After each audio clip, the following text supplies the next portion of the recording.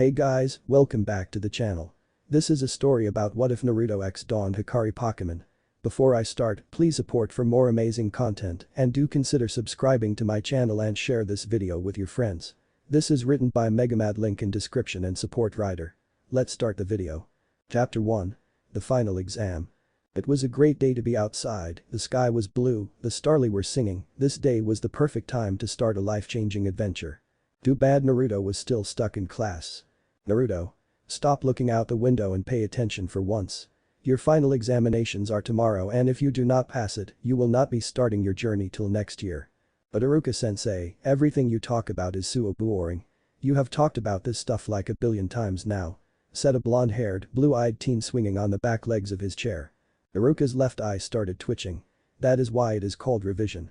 I am just going over everything you have been taught to make sure you know everything you need to know for when you start your journey. Plus, out of all the students here, you need it the most. Your current written test scores are abysmal. Now stop swinging on your chair and pay attention. Iruka said, all the while giving Naruto a glare that only teachers seem capable of doing. Naruto tried matching the stare only to look away, grumbling. Fine, have it your way. Iruka smiled. Good. Now, as I was saying, the move rollout is a good example of combining move to achieve more effective results.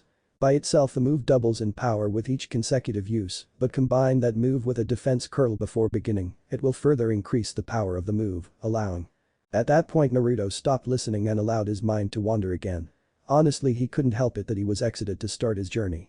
He even had already chosen what outfit he was going to wear throughout his journey. Heck, he was even wearing it now. A plain blue shirt with a black and orange hooded jacket over the top that had a red spiral on the back, along with the dark blue jeans with a black belt and some brand new black and orange running shoes that he had just bought last week. The one thing that he thought completed the look though was the black goggles with orange tinted glass he had received from his father for his 10th birthday. They were his most prized possession and combined with everything else he was wearing. He thought he looked pretty badass. His eyes wandering back to Iruka, a brown-haired man with a scar running along the bridge of his nose, he started to think about the progress he has made this year. As Iruka had said, he was definitely the person who needed to listen. Apart from the practical lessons in which they each chose a Pokemon from the Academy Vault to have practice battles, which he excelled in, he was barely passing at the moment, and if he didn't pass this final exam, all of his work will have been for nothing. Iruka was a good guy, he even saw Naruto as a little brother, just like Naruto saw him as a big brother. But he was also fair and very strict, if he didn't the marks needed to pass, Iruka will hold him back a year, and that was a year too many to be delaying his journey. Naruto sighed as he started to listen to the lecture again, counting every second to the end of the day. This wouldn't be so hard if Iruka stopped talking in that boring monotone. As the bell rang everyone got up and rushed to the door, hoping to get home quickly so they could watch Pokemon battles and contests on TV. Naruto was about to leave before he heard Iruka calling his name. Walking up to his desk he wondered what he wanted to talk about with him. Did he figure out he was the one to superglue Mizuki to his chair? He certainly hoped not. What did you want to talk about, sensei? Asked Naruto. Well, instead of lecturing you on the importance on study, seeing as it hasn't worked in the past, and forcing you, which only results in you pulling a prank on me, I have decided to try a new method. Only now did he notice that Iruka had something behind his back. And what would that be? Naruto asked, hoping it wouldn't be something painful. Simple, bribery, said a smirking Iruka. Huh? Naruto was confused, out of all the things he was expecting, that wasn't one of them. Iruka pulled out from behind his back a small box. Opening it he showed Naruto the contents of the box, smirking as he saw Naruto's eyes grow wide. Is that? Yep, one Pokemon egg, straight from the daycare center. Before he could get a closer look at the egg, Iruka quickly closed the box and pulled it away from Naruto. Now Naruto, this egg belongs to one of my own Pokemon, and you must understand that the person that I give this to must be someone I am able to trust to look after it. Now I know you are great with Pokemon and treat them with great amounts of respect, plus you are like a little brother to me, but you will only get this egg if you pass with a score greater than 70. Anything less and I will keep the egg, got it? Naruto was shocked that he trusted him enough to have one of his own Pokemon's eggs. He also understood why he wanted him to do so good in the test. With a score that high he would have the knowledge needed to be able to look after the egg responsibly. He let out a calming breath and said thank you Iruka-sensei, I promise you that I will get that score and prove myself responsible enough to look after that egg, or my name isn't Naruto Uzumaki. Databeo. Iruka smiled, knowing how Naruto was with promises, he was sure that he would pass now. Good, now you best be off, you have a long night of study ahead of you if you wish to keep that promise. Naruto smirked and said right. See you Iruka-sensei before running out of the classroom to start studying. Just as Iruka was finished packing up, an old man walked into the room, saying, "So what has got Naruto in such a mad rush that he nearly knocks me over on his way out of here?" Iruka looked up to see the headmaster of the academy and one of the elites of the Pokemon world, Hiruzen Sarutobi. "Headmaster Hiruzen. I'm so sorry. I'll make sure to punish him as soon as he comes in for the exams tomorrow." Iruka ground his teeth. How come when it seems Naruto is going to do something right, he always seemed to get into some trouble? Now. No need to be harsh on him. I'm sure he didn't mean it. Now as for my question. Iruka calmed at that before replying, "Well, since I couldn't get Naruto to study, I decided to give him some incentive to pass. One of my Pokemon has just had an egg you see, and I was going to give it to him if he manages to score over 70. Hiruzen chuckled at that before saying, "No wonder he is so excited, the opportunity to have 2 Pokemon at the start of his journey is not one he would miss.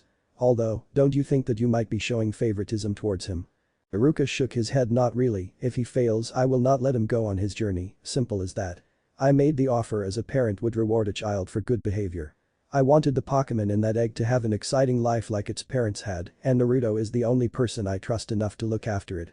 "Fair enough. Well, if that is all, I better get back to my paperwork. Blasted stuff won't do itself. Have a nice afternoon." And with that, Hiruzen left the classroom along with Iruka to battle the bane that is paperwork.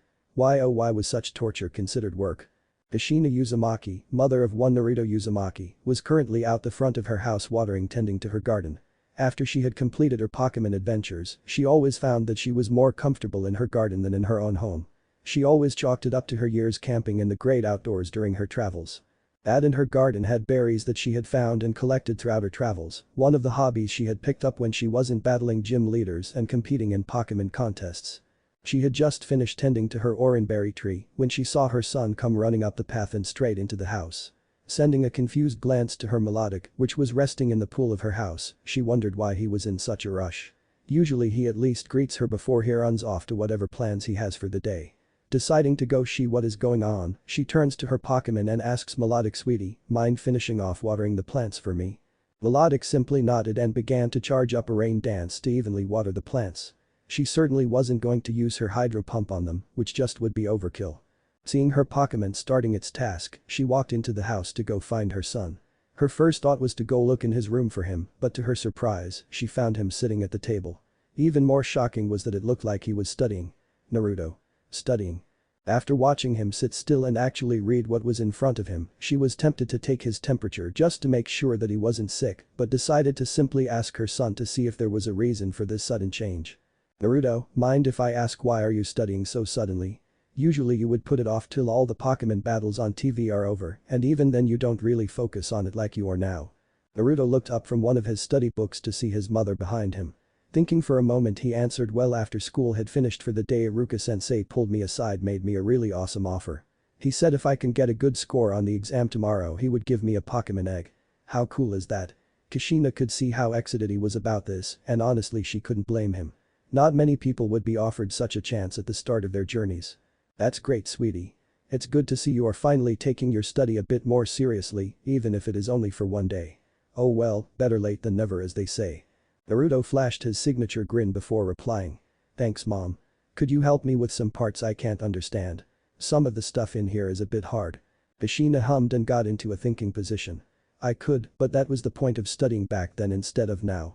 Naruto groaned at a reply. Of course she was going to rub that fact in now. He swears she does this just for kicks. "But now that I think of it, I have a better idea. Why don't I invite over your friends so that you could have a study session together? After all, studying in a group is much better than studying by yourself." "That's a great idea. You're a genius, Mom. I'll call them up right now." As he went to get up, Kushina quickly put her hands on his shoulders, preventing him from doing so. "I don't think so. You would probably invite Kiba over and just goof off the entire time. No, you just continue studying and I'll call my friends and tell them to bring their daughters over. At least I know that they will keep you focused." Naruto sighed before returning to studying. If there was one thing he knew about his mother, it was that she is almost as stubborn as he is, maybe more so. There was no point in arguing in this type of situation, so he just shut up and did what he was told. "Now don't be like that, just because I'm trying to help you doesn't mean you can go all Sasuk on me." Naruto chuckled at that. It was a little thing his mother did. Whenever he went into a brooding state of mind, she would joke about how he looked like one emo brooder he knew. Naruto never liked Sasuk, even though their parents were friends. He always has this mightier-than-thou attitude that always got to him. The way he acted you'd think he could piss holy water, plus his fangirls didn't really help the situation. So whenever his mood was compared to Sasuk's he usually quickly dropped out of it. Thanks mom. Well I better get to it. You do that, Kushina replied, before walking over to the phone to make a couple of calls. Kushina was currently doing some cleaning around the house, making sure that everything was neat for her guests. Just as she had finished cleaning the living room, the doorbell started ringing. "I'll get it," shouted Naruto before rushing to the door to greet their guests for the night. Once he opened the door he found two older women around his mother's age and two girls from his class. Seeing who it was he smiled. "Hey there Dawn, hello Hinata, so my mom invited you guys over. Awesome. Now I know I'll be able to study better." Hinata blushed lightly while saying hello Naruto-kun. "Thank you for inviting us over." "No problem, it's always nice to have you guys over." Hinata's blush grew deeper as she started to shuffle around a bit. Dawn then stepped forward. "Hey Naruto, starting to feel the pressure from the exams?" "Not really, though I really want to get a good score on it." This piqued both Dawn's and Hinata's curiosity. "Oh, and why is that?" As he was about to reply his mother's voice came through from the living room. "Naruto, be a good host and actually let them into the house, why don't you?" "Oh yeah, sorry about that. Mrs. Hyuga, Miss Berlitz, my mom's in the living room at the moment. I've currently got my study stuff set up on the dining room table. If you guys get your stuff set up so we can begin, I'll get us some food and drink." Hitomi Hyuga smiled at the young teen's actions. "Thank you for that Naruto. Hinata, go on, I'll just be talking with Kushina while you three are studying. Together." She made sure to stress the last word. It was always fun to tease Hinata like this when it came to her crush. "Why yes mother," she squeaked in reply, before moving off to the dining room to set up. "You too Dawn, I'm sure that you want to get started," said Johanna Berlitz. "Okay then." Dawn replied, before rushing off to join Hinata. As they walked into the house Naruto closed the door before going to the kitchen to prepare some snacks for his friends. After making some decent food he brought it out to the dining room, where his friends had just finished setting up and were waiting for him. Dawn and Hinata were two people he has known since he was a little kid. With their parents being best friends and all, it was inevitable that they would meet also. Dawn had blue hair and blue eyes and looked a fair bit like her mother. She was currently wearing her favorite clothes, a white sleeveless shirt, black top and pink skirt along with it. She wore a different style of running shoes to his, and they were also pink. Compared to Dawn, in choice of clothing, Hinata was a polar opposite. Her choice of clothing was a dark blue shirt with a large cream-colored jacket that looked one size too big for her. She also wore dark blue leggings, along with some running shoes of her own, cream in color. "Alright then let's get down to it," he said before setting down the plate and moving to where he had his stuff set up. "Not before you tell us why you want to get a good score for this exam," was Dawn's reply. "Yes, I also wish to know why you want to do better," Hinata also said. "Oh yeah, well you see," Naruto went on to explain why he wanted to do better. Once he was done explaining the reason to them, both of them had rather shocked expressions on their faces. It was actually rather amusing. "You mean to tell me if you do well you get a Pokemon egg alongside with your starting Pokemon? Wow, that's amazing," was the excited reply from Dawn. "Yes, that's really nice of Iruka-sensei to do. Do you know what Pokemon it is going to be, Naruto-kun?" asked Hinata, wondering which ones of Iruka's Pokemon it could be. "Well he didn't really say, but that doesn't really matter, I bet it will be awesome no matter what Pokemon it is," Naruto said. "Well we better get started if we are gonna get you that egg. As you are now you will have no hope of getting it," Dawn said cheekily. "Yeah I guess you're rig hey. So that is why he is willingly studying. I must say, seeing Naruto sitting still for so long just seems unnatural. At least there is a reason behind it," Hitomi commented. "I know what you mean, I remember when you gave him a bag of sweets for his 8th birthday, no one could get him to sit still for less than 3 seconds that day." Kushina sighed at Johanna's words. "Don't remind me, that night he ran around the entire house before crashing on the couch at 4 a.m. in the morning." The women giggled at their friend's distress. Deciding to change the subject, Kushina asked, "So how are Hinata and Dawn going? Are they still crushing on my son?" "Well Hinata definitely does, it is amazing how she is confident most of the time, but brings Naruto up in conversation and shy Hinata appears. Dawn also does too, but by the looks of it, she doesn't have a problem around him. My guess is that she sees him as a friend first and a potential boyfriend second. She doesn't want to lose him as a friend." Johanna said as she took a sip from her tea before asking, "Do you have any idea who he is interested in yet? I mean he must have some crush about now, right? Let it be known that while Kushina, Hitomi and Johanna are friends, they are also very competitive rivals. When they started on their journey they were always trying to one-up each other and to this very day they still try to." Kushina currently has the best garden and berry selection, Johanna makes the best poffins and the best sewing skills out of them, and Hitomi has the best cooking skills, all of which they continue to try and outdo each other on. The reason for the current question is because Hitomi and Johanna currently have a bet going on whose daughter will snag Naruto first. Both sides have been making subtle moves to try and get their choice together. There is only one bump in this plan. Kushina sighed once again. Nope, apart from that minor one on that Sakura girl which quickly fell apart with the way she treated him, he has not shown any hints onto who he is crushing on at the moment. Plus he is very dense on the subject, you know, same as his father. At the rate he is going, your girls might have to get him the way I got my husband. They all giggled at that. Now that was one interesting story and most definitely one she was going to use to embarrass the hell out of Naruto. It was now the day of the exams and for once Naruto felt like he didn't need to worry about it. Hinata, Dawn and he had stayed up till late studying and helping each other out with parts they did not understand. Their parents had decided to stay for dinner to allow them more time for study and with the exam only a few minutes away, he truly appreciated the help his friends have given him. So Naruto, think you gonna pass this little test? Naruto turned around to find Kiba, another of his childhood friends, standing behind him. Hell yeah. I stayed up late last night studying everything I could so I could get a high score. My mum even invited Hinata and Dawn over so we could study together. Kiba was a little surprised by that. Hey, how come I wasn't invited? Arceus knows I need the study time too. Well, I was going to invite you, but as my mom said, if I had we both would have most likely messed around instead of studying. Kiba scratched his cheek a bit while chuckling. Yeah, that actually would have happened. I guess it was good you didn't invite me then. I did manage to get some study done though, my sister made sure of that. They both shuddered at that. Well, Kiba's sister Hana was nice most of the time, she could get violent if people annoyed her, and they both had done that at some point. Can I have everyone's attention? Naruto and Kiba turned around to find Iruka standing at the door to the classroom. Thank you. When you walk into the class you are to find where your name is written and sit at the seat assigned to you. The exam papers will be handed out once everyone is seated. You are not to start them until I say so. Now please follow me. Iruka then walked into the class with the students starting to follow him. Well, good luck Naruto, you'll need it. Kiba said as he started to enter the classroom. I won't need it. I have put too much effort into this to not succeed. Dadabeo. And with that Naruto rushed into the classroom, ready to take the first steps on his journey to be a Pokemon champion. Meeting their partners. Iruka let out a sigh of satisfaction as he finally finished marking the exam papers. It had taken a while, but from what he has seen, it was all worth it. Every one of his students had at least gotten a passing grade and while most of them most likely not continue past their first journey, he was glad he was able to give these children that opportunity. Finally finished Vaporeon, give me a minute and we will be out of here. I just need to go through the last of this and review the selections. Iruka said as he looked down to where his own partner was resting.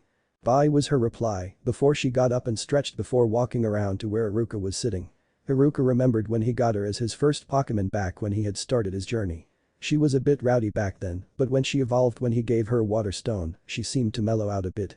Her rowdy side still showed though when they got into battles. Going through the papers and putting them in order, he spotted Naruto's paper that he had put aside earlier on after he marked it. Honestly, he couldn't believe Naruto was able to scrape a 71 on his exam, but that's what he gets for not counting on his level of unpredictability.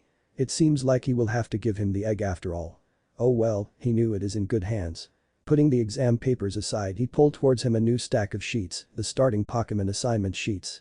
These papers marked what student would be receiving which Pokemon, based largely on things such as grades and personality tests done throughout their time in the academy. Flipping through the selections made he found that some were largely expected, while others just seemed a bit out of place. As he was about to take a more detailed look into the assignments, Hiruzen stepped into the room. Trailing behind him was Enma, the old headmaster's own starting Pokemon, and Infernape. Ah Iruka, it seems you have completed marking the exam papers. May I ask for your opinion of this year's graduates? Asked Hiruzen as he stopped in front of the desk. Well, all of them managed to pass the exam, making so they all get to start their journeys. From what I have seen and read about some of the students, I expect at least half of them to not continue past 1 year of being a Pokemon trainer. It just doesn't seem to suit some of them, and I personally think that the hype is what made them want to do it in the first place. Hiruzen stroked his chin as he thought on Iruka's words. Yes, I see what you mean, but what of those who will continue past that year? Iruka responded with a smile, those are the trainers I have the most hopes for this year. The ones I expect to continue are all very passionate when it comes to Pokemon. Hiruzen nodded at that. What about Naruto? He certainly hopes that he passed. It would break the poor boy's heart if he couldn't start his journey with his friends. Instead of answering, Iruka decided to give him Naruto's exam results. Picking it up from the pile he handed over to Hiruzen, who then starts to read over it. Once he finished he started to chuckle before handing the paper back to Iruka. Of course Naruto would blow our expectations out of the water. To think he got such a high score on a written test, his parents will be proud. Yeah, but even with this amazing score, he still ranks last out of his entire class. If only he put this much effort into all of his work. If he did he would have easily become a competitor for Rookie Trainer of the Year. Iruka replied. Hiruzen simply nodded his head. Not much they could do about that now, but no point dwelling on the past when you can work towards a better future. Speaking of futures. Also, what do you think of the Pokemon selected to be his partner? Honestly, I'm not sure what to think of it. Do you really think Naruto will be able to help it after all it has been through? Well, Naruto is great with Pokemon, I don't think even he will be able to get it to trust him. Said Iruka as he looked at the papers with details of the Pokemon selected to be Naruto's partner. True, but I trust the Uzumaki's stubbornness to pull through on this one. Plus if you look at their profiles more closely, once they get past the obvious mistrust they will be a formidable team. It is the same with me and Enma here. He gestured to his Pokemon who has taken a seat on top one of the desks, who snorted at Hiruzen's statement before muttering something. Hearing what the old Pokemon was saying, Vaporeon let out a small laugh while Hiruzen developed a twitch in his eye. If I remember correctly you were just as bad Enma, so stop complaining. Hiruzen then turned his attention back to Iruka. Just trust him to pull through with it like you trust him to look after that egg. Once they get through the first week together I'm sure you will notice the difference. Very well then, but to be sure I won't give them the egg till the week is up, that way he doesn't split his attention. Iruka said as he finished cleaning up the remaining papers. Hiruzen nodded at this. Good idea, he needs to know that the Pokemon chosen will be his starter, not the Pokemon in the egg. He then turned to the door and started to walk out. Make sure that all the students are well acquainted with their Pokemon before you let them out tomorrow. Be sure to explain the reasons behind the choices privately if they ask about them also. He then gestured to his Pokemon, who grunted before standing up and saying farewell to his fellow Pokemon before following after him. Now if there is no more business you need me for I'll be heading home for the day. I suggest you do the same Iruka. Thank you headmaster, I think I will follow your advice. Have a nice day said Iruka as he got up and collected what he was going to take home with him. As Hiruzen walked out of the classroom, Iruka turned to his own partner and said ready to go now Vaporeon. Vaporeon. Was his Pokemon's reply. As she rushed out of the classroom, Iruka began to think of the reactions he will get from his students when they see the Pokemon they are going to be partnered with. He started to laugh at some of the images that appeared. Oh yes, he was definitely bringing a camera tomorrow. So Naruto, how do you think you did on the exam? Asked Kushina as she was preparing dinner for the night. Naruto looked up from the map of the Sinnoh region he had been reading to answer his mother. Well, there were some parts that I still had trouble with, but after me and my friend studied so hard, I am sure that I got an awesome score. Maybe I even beat Sasuk team. Now don't get too overconfident. Well, you may have beaten Sasuk in the exam, he has been doing better than you for the large part of the year. Chances are you will still have the lowest score of the class. She then returned to her cooking while Naruto thought about what his mother had said. She has got a point, this time was the only time I really tried on a written test. Even then it was only because Iruka-sensei offered me that egg. I better step up my game if I want to outright beat the team. Naruto then returned to studying the map in his hands, currently focusing on the area around Twinleaf Town, his home. After a few more minutes Kushina brought dinner to the table. After giving Naruto his plate and sitting down to eat hers, she asked so why are you studying that map so hard Naruto? I thought you wouldn't be doing any more after you finished the academy. Naruto took a bite of the ramen that her mother had prepared. She made it as a well-done gift for the exams. Well, I remembered that once we get our starting Pokemon we have a week to bond with it before we actually can start our journey. So I was looking for a good camping spot near the town where I could get to know the Pokemon I am going to be partnered with. I thought it would be good practice for when we hit the road. Kushina nodded at that, good idea. At least you will be near enough to get help if you need it. Anyway, put that map away and finish your dinner. I'll help you once you help me wash the dishes. Okay mom. Naruto put the map aside and started to dig into the ramen. If there was one thing he was going to miss, it was his mother's ramen. It was probably the best thing she could cook in his opinion. Hinata was sitting down watching some TV before she went to bed that night. Currently she was watching a replay of a contest in which a brown-haired girl with a red bandana was facing of some green-haired pretty boy. She hoped the girl won because honestly the guy was acting like a complete jerk from what she saw. It was at that moment her parents walked into the room and took a seat on the couch either side of her. Her father, Hiashi Hyuga, was a strict man when it came to how things were run in the house, but he also showed a great amount of care towards his two daughters, her and Hanabi, Hinata's little sister. Hitomi was able to tone down some of the strictness to allow some room to breathe for them, including the rule that he had put in place about boyfriends. While it was sweet how caring he was towards them, his overprotectiveness sometimes was a bit suffocating. So Hinata, what Pokemon do you think you will start off with? I know for a fact you would have passed, so I want to know what you have planned for your Pokemon team. Asked Hiashi. Hinata turned off the TV before answering her father. Well, my guess would be a psychic type or a water type starter would suit me the most, what do you think?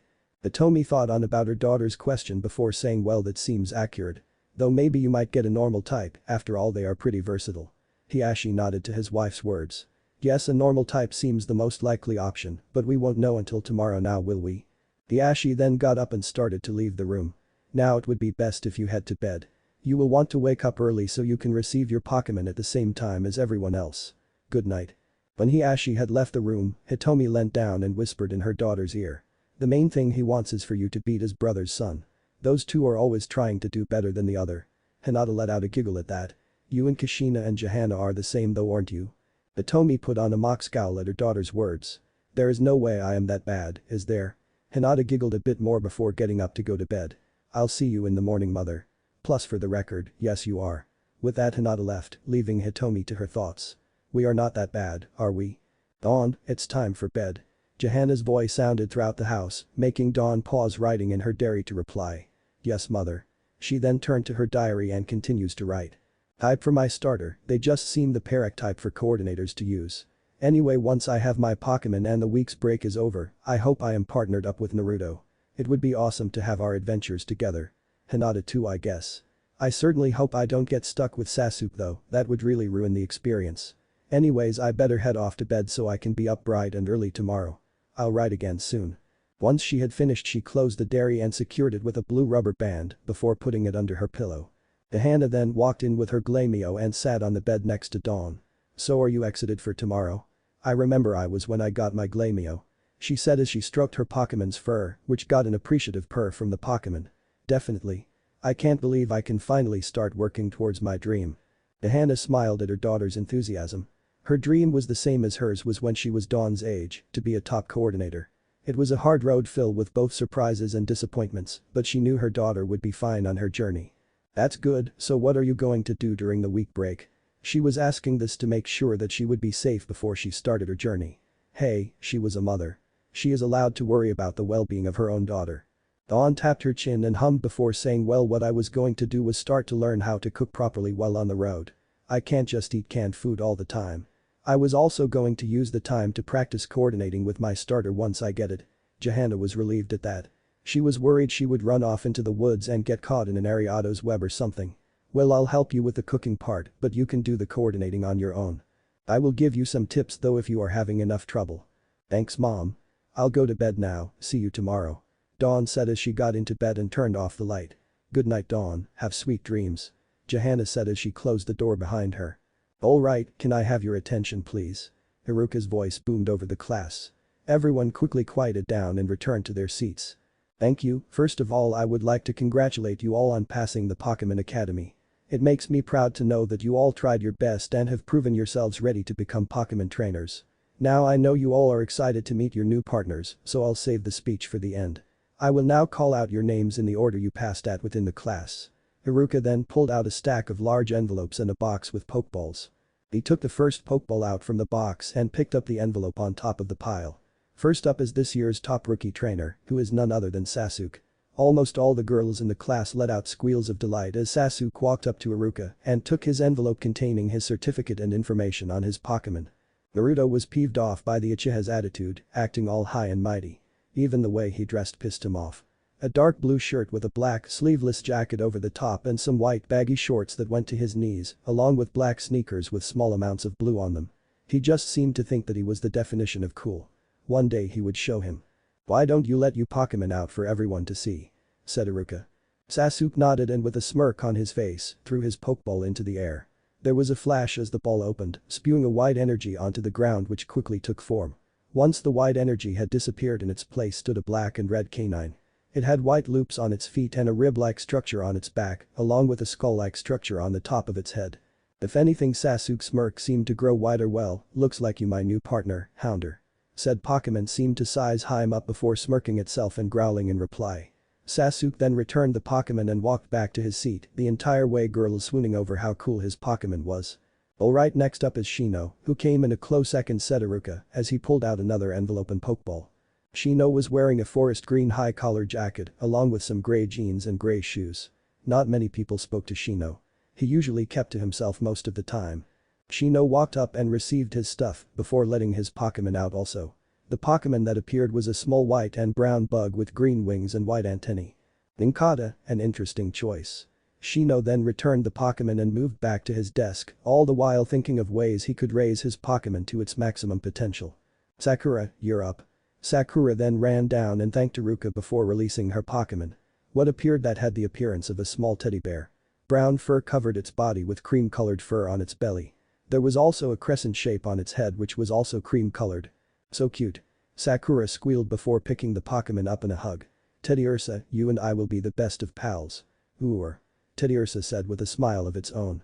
Next was Hinata's turn, who then quickly went down and released her Pokemon. What appeared looked like a small child in appearance. It had a white body resembling a dress and green hair and a bowl cut. It also had a rounded red horn on the front and back of its head. Ralts. The Pokemon squeaked before hiding behind Iruka's desk. Hinata kneeled down and approached in a non-threatening manner. Hello there, I'm Hinata. Don't worry, I won't hurt you. Ralts, sensing no malice, but only kindness from the young teen, quickly came out and gave Hinata a hug. Hinata smiled before returning the Pokemon to its Pokeball and moving so that the next person could come down. Choji then went down to claim his Pokemon. Choji was a big-boned fellow.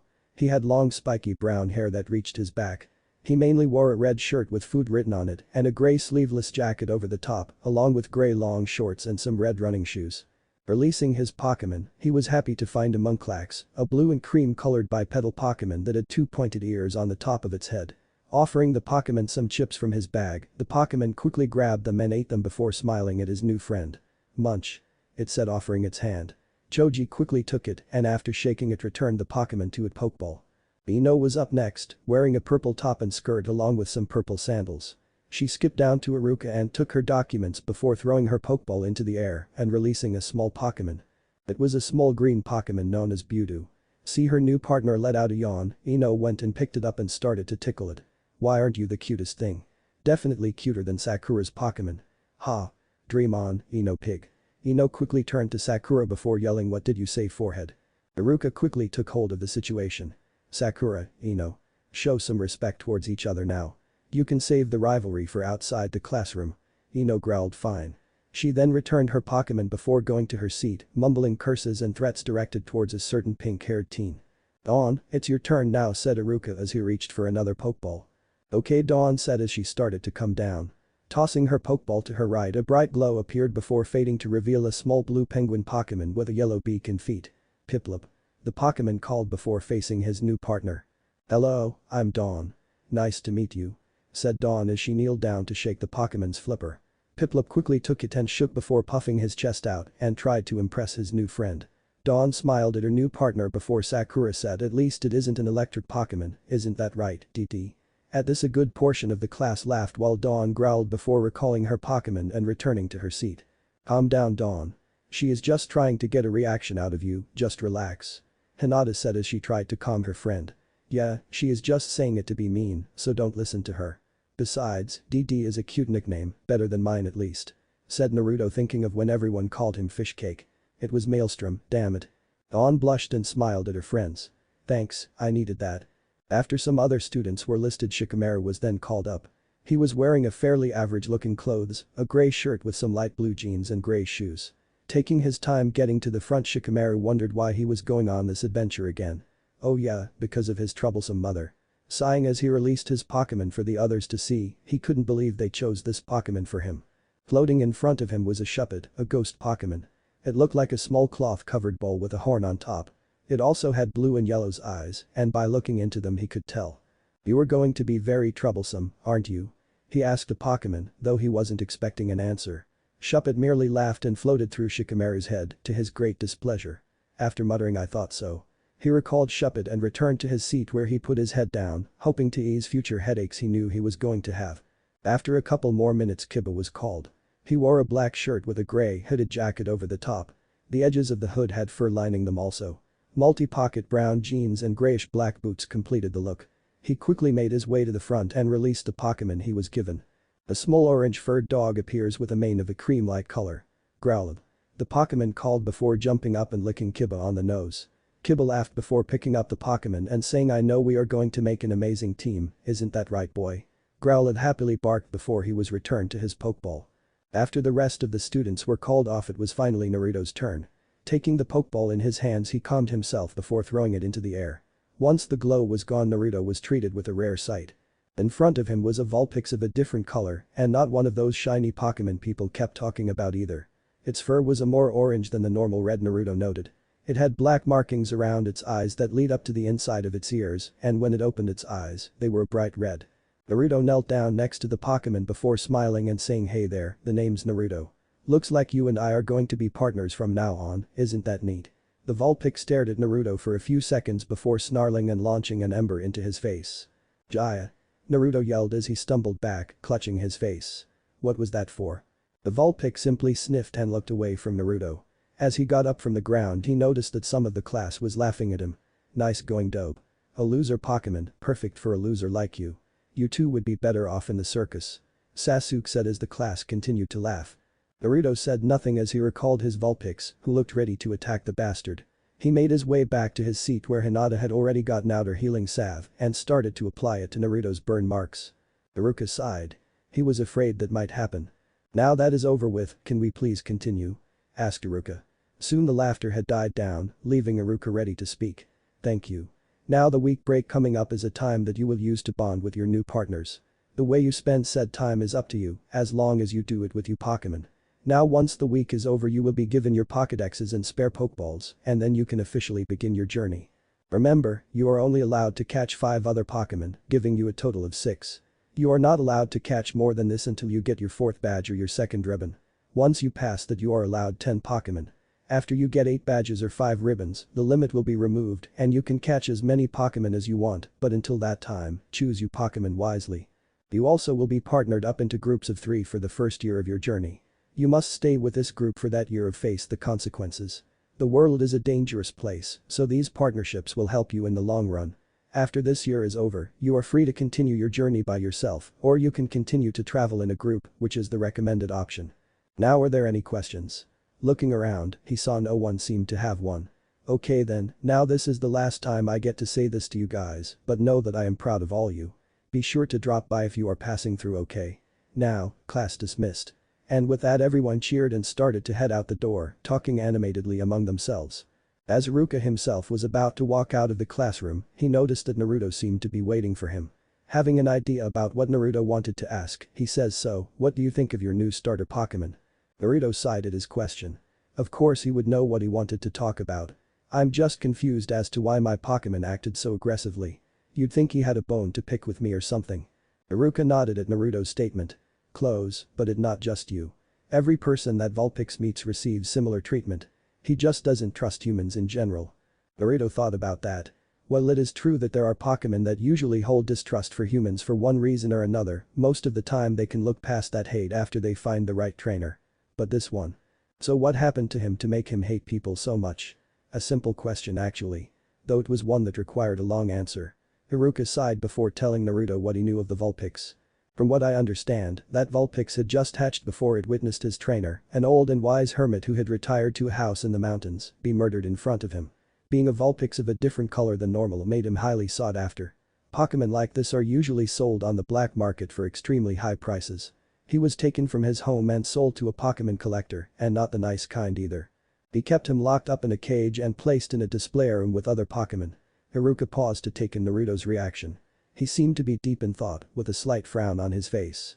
Anyway, from this experience alone is enough for most Pokemon to harbor hatred for humans, but it gets a lot worse for him, I'm afraid. Not long after being put on display, about a month or so, one of the men he had hired had taken an interest in the Vulpix and offered him double what he had paid for the Pokemon. Naturally, the man's greed kicked in and immediately accepted the offer. So the man took the Vulpix, and this is where it gets worse. The man was part of a group known as the Akatsuki, a criminal organization that is notorious for its many business ventures into the criminal world. Chances are every large-scale crime or criminal organization was organized or supported by them in some way. They are comprised of only elite trainers, ones that have thrown away their humanity in their search for power. Now, as I said, Vulpix was taken by one of these trainers. He put the poor thing through hell and back over 3 months just so he could break its spirit, and he almost succeeded. Thankfully, a tip-off from an unknown individual gave the police the chance to capture this Akatsuki agent. He was quickly sent to a high-security jail, and his Pokemon sent to new homes. Iruka paused again to see Naruto now had a large scowl on his face. Iruka was actually surprised by it. He rarely sees Naruto get worked up like this, and it usually spells trouble for the one responsible. Now for most of the other Pokemon raised by the trainer, their spirits were already broken, they were easy to handle. They managed to find trainers that could help them recover from their ordeal, but for the Vulpix, since he held strong for the 5 months he was captive, all it could think of was all the bad things that happened to it. It quickly grew into a hatred of all humans, not even Headmaster Hiruzen was able to get the Pokemon to warm up to him. That is why he gave it to you. Naruto looked up at that. What makes you think that I will be able to help him? I mean, I know I'm awesome with Pokemon, but if the old man couldn't help him then you would. Iruka said, interrupting him. What that Vulpix needs is a trainer that can show him not all humans are bad, and you are a shining example of a good human. You have the strength to break that mistrust and the stubbornness to keep on trying till he sees the truth. You are the only person who is capable of doing this. Naruto took in everything that Iruka had said. The old man trusts this task to him. They think he is the only one capable of helping Vulpix. It was the same with Iruka trusting his egg to him. He'd be damned if he didn't at least try. They both believed in him, so he is going to make sure that they don't regret that choice. Okay, Iruka-sensei, I'll do it. I'll help that Vulpix see past his hate and show him that there are good humans, not just bad. That is my promise of a lifetime. Dadabeo. Naruto yelled as he stood up to leave. Thank you, Iruka-sensei, I'll make you proud. Tell the old man I said thanks too. Iruka smiled at him. Sure thing, Naruto. Also, before you leave, I will be holding on to the egg until the week is over. That way you can have some bonding time with Vulpix without having to worry about the egg. Naruto was fine with that, 1 week wouldn't hurt. Okay then. See you in a week. As Naruto started to run home, he looked down at the Pokeball still in his hands. Don't worry, buddy, I'll help you deal with your past and help you shape an even better future for yourself, Kurama. Week break. Hey mom, I'm home. Shino, who was currently tending to her garden, looked up to find Naruto coming up the path. From the way he was smiling she could tell things went well. Welcome home, sweetie. How did you go? Naruto smiled and held out the hand containing his Pokeball.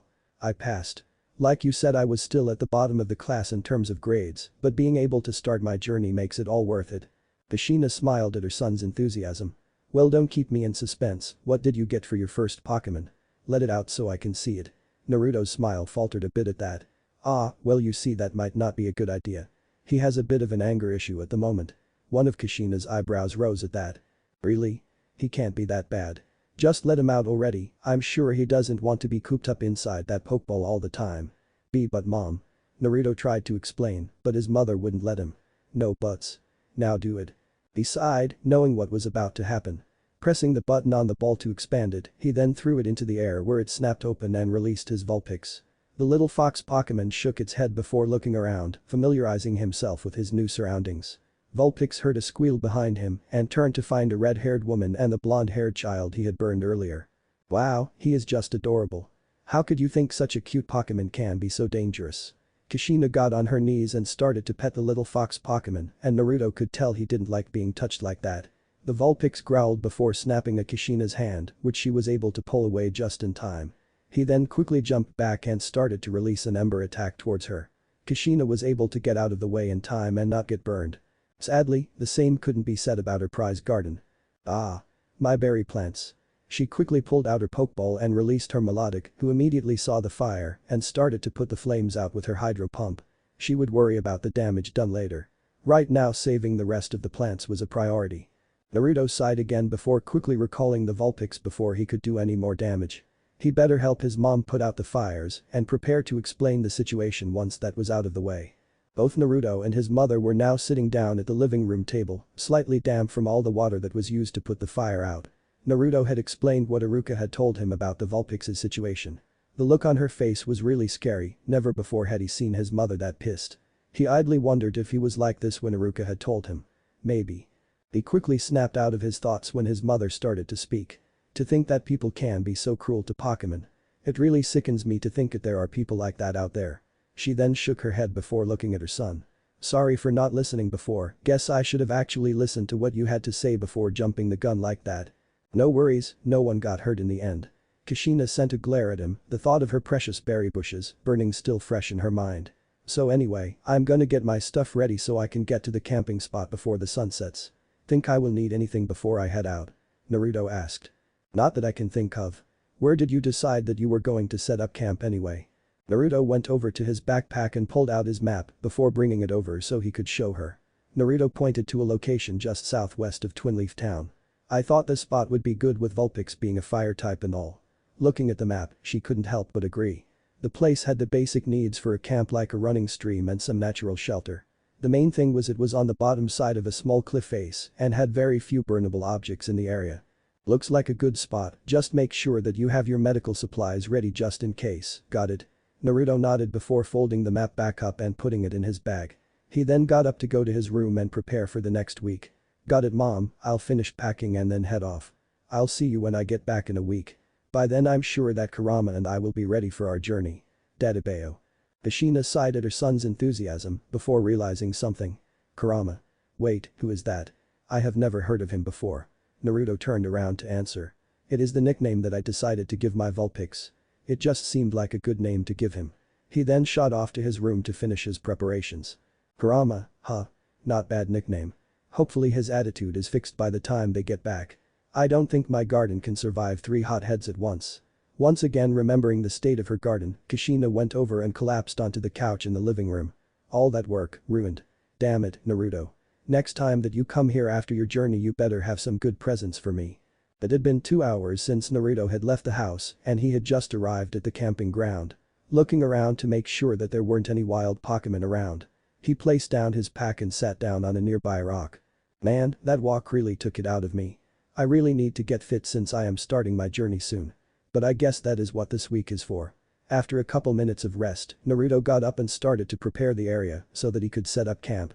He decided to use this as part of his exercise, so he started to pick up some of the rocks and move them to the edge of the cliff base, making sure to clear a spot large enough to pitch his tent. This took around an hour to do, mainly because Naruto was turning it into a workout. After he had cleared a large enough spot so that he wasn't sleeping on any overly large lumps and made a fire pit for him to cook on, he moved to grab his pack and head over to the nearby stream to grab some water. Making sure that the water was healthy to drink. He filled his large canteen and put it aside. Looking around, he noticed that there were some Bidoofs drinking further down the stream, along with a Stantler or two. He thought there would be some around with this stream being here. It was one of the reasons he chose this location, it would allow him to battle a variety of Pokemon that would come down to have a drink from the stream.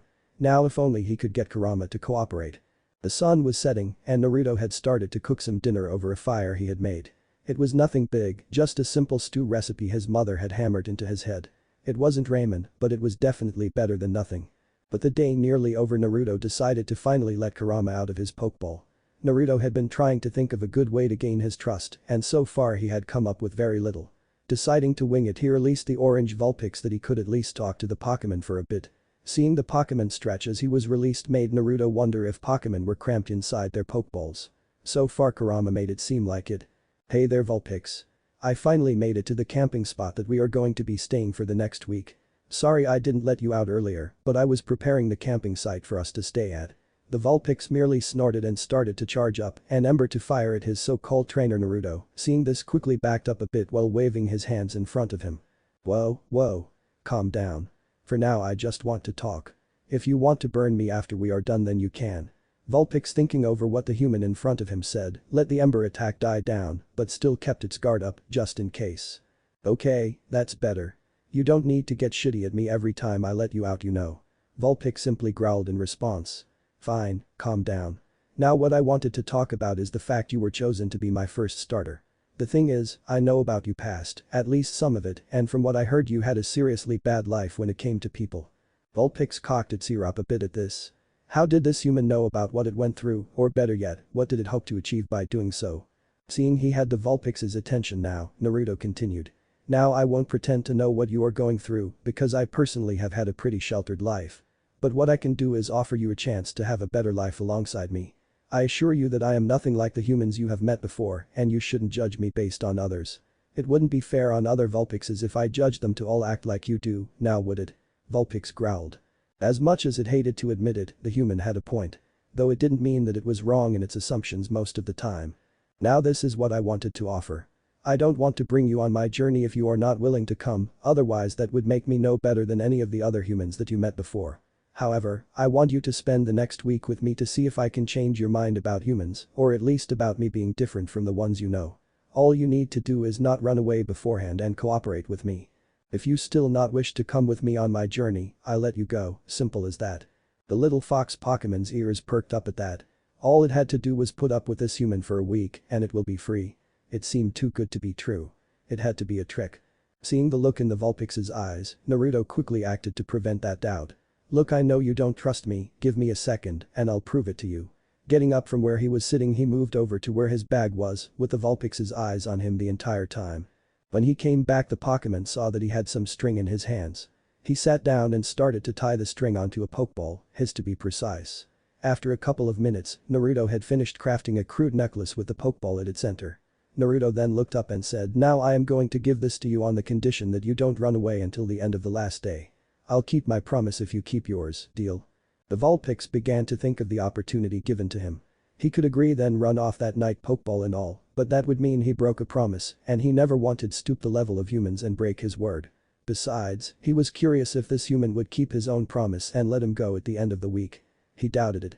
But, if the human did keep his word, he would be free, and if he didn't, he still would be able to escape since he had his Pokeball.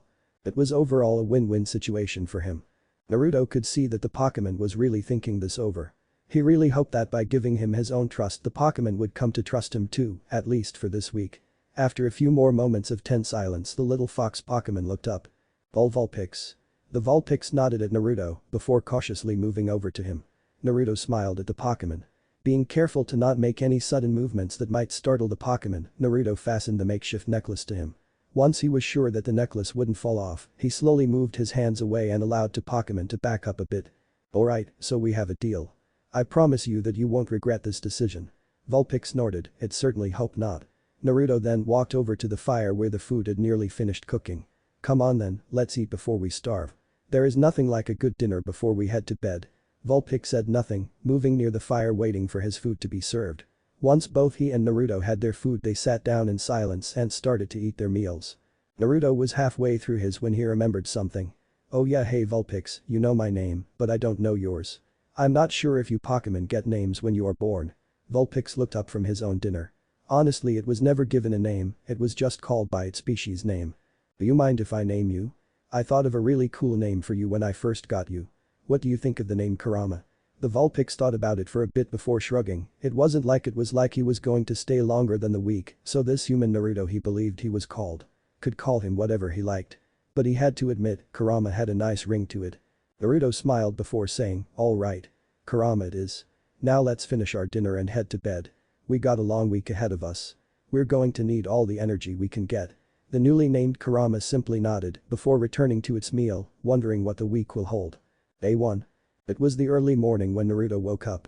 Looking around, he saw some starlies chirping in the trees nearby, most likely also just waking up to start the day. He smiled, thinking was definitely looking forward to waking up like this when he left Twinleaf Town. Getting out of his sleeping bag, he started to do some morning stretches to start up the day. It was something his mother had told him, getting up the moment you wake up and doing stretches every morning made you feel more energetic throughout the day, and with what he had planned for the day he was going to need it. Once he had done his stretches, Naruto then moved over to his bag and fished out some cereal and long life milk. Checking the date on the bottle to make sure that it was safe to drink, he then pulled out some poke food for Kurama.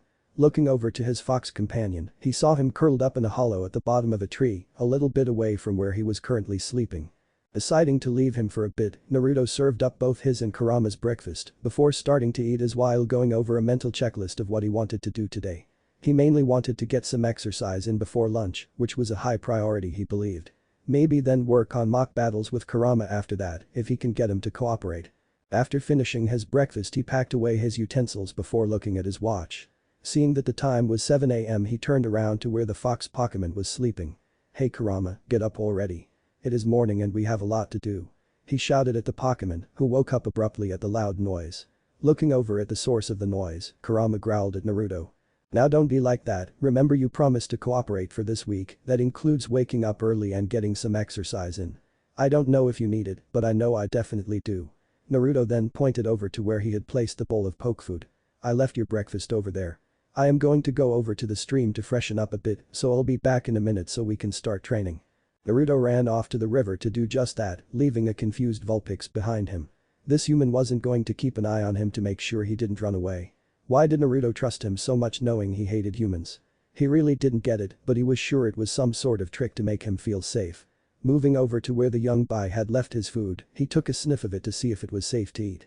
Not smelling anything out of the ordinary, apart from the delicious smelling food, Kurama began to dig into his meal. Naruto returned about 10 minutes later looking a bit cleaner than he was before. Looking over to find Kurama had just finished his meal, he moved over to clean up and prepare for their training session. While he was at the stream he had thought of some exercises both he and Kurama could do together, simple ones that would be beneficial for both of them. After he had finished cleaning up the campsite, Naruto turned to Kurama and said, well then, let's get started. First let's do some laps around the clearing for as long as we can. We will use this so that we can see any improvements that we make at the start and end of each day. Moving over to the edge of the clearing, he gestured for Kurama to come over. Kurama wasn't sure if he wanted to do this, but being stronger, so that he can defend himself easily when the week was over, made him move over to where Naruto was standing. Okay, we will run together and count only complete laps. Once one of us can't go on, the other will continue until they are tired. Ready? Go. And with that they started to run at a quick pace. Naruto could see Kurama was faster than him, so he upped the pace a bit to keep up with him. Remember, we want to go for as long as possible, not as fast as possible. My mother always said the endurance to keep on going is worth more than being able to do things in quick bursts, but speed is important too though. Kurama could see the wisdom in that statement, so he slowed the pace a bit to a moderate jog. Naruto smiled at this, seeing that Kurama at least listened to what he said, instead of just ignoring him. 20 minutes later the pair had managed to do 30 laps. Both were panting and sweating a lot, but both continued to push themselves. After 2 more complete laps Naruto finally collapsed onto the ground while Kurama continued to run. 2 more laps later he too collapsed, not too far from Naruto. Looking over to Kurama, Naruto laughed and said alright. I think we did good for our first run don't you, Kurama? Kurama looked up panting. Pix, Vulpix he said before starting to catch his breath. He was surprised the human had managed to keep up with him to such a point. He always thought humans were weak and needed Pokemon to fight for them. Hearing Naruto chuckle again he looked over to see him sit up and look at him. Looks like you beat me this time Kurama. I'll definitely beat you tonight. Kurama snorted at this. What makes him think he will win next time? He will make sure that he wins every one of these pseudo races. After both Naruto and Kurama had rested up enough, Naruto decided to explain what they were going to do next. Looking over to Kurama he saw him looking at him, as if he was waiting for the next exercise. Okay then, what I thought we should do now is play a little game. What we have to do is take 5 stones each of around the same size, mark them and put them on the opposite sides of the clearing. What we have to do is take the other stones giving us a total of 10 to win. If you are carrying a stone and are tapped by a person who is not, that person must drop the stone they are carrying and go back to their pile before making another attempt. Basically this will be training our speed and evasion. We will do this until lunchtime or someone wins. Naruto paused for a moment before smirking as he came up with an idea. I just thought of something else we could do. How about a bet? The winner has to do something for the loser after lunch, so we can have some incentive to win. Kurama thought on this, what could he make Naruto do for him if no, when he won? Let him go early? No, that would be breaking the promise in a way. He needed something that would be both frustrating and productive. Ah yes, he had the perfect task. Ball. Kurama called out, nodding an affirmative.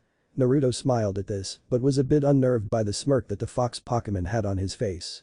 He hoped he hadn't thought of anything too humiliating. Alright then, help me find some stones about the size of my fist, that way you can carry them on your tails. After collecting 10 stones Naruto took out a marker and drew a big red X on each stone so they could be identified. Kurama took 5 stones to his side while Naruto took the rest to his. Once the stones had been placed they turned towards each other. Naruto picked up a small stone next to him, saying when this rock hits the ground we will begin. With that, Naruto threw the rock high into the air. Both sides prepared themselves as the rock rapidly descended, hitting the ground with a dull thump. And the moment it touched down both parties had shot off determined to be the winner of this competition. Dawn was skipping down the road with her new Piplup by her side, humming a cheery tune as she made her way to a small clearing near her house. Looking over to her new partner, she couldn't wait to get started with him and practice coordinating. Honestly, while she was giddy with excitement about starting her journey soon, she was also a bit nervous. She had never really left home like this before, and it was really a daunting thing for her. She quickly shook those thoughts out of her head, no need for such negative thinking. As she arrived at her new training spot for the week, she turned to her partner. Okay, then Piplup. Before we get started, how about we see what you are made of? Seeing that he was ready for action, she pointed at a tree that was nearby. I want you to launch all the attacks you know at that tree, that way I know what we have to work with. Piplup, seeing an opportunity to impress his new trainer, puffed out his chest with a chirp of Piplup pip.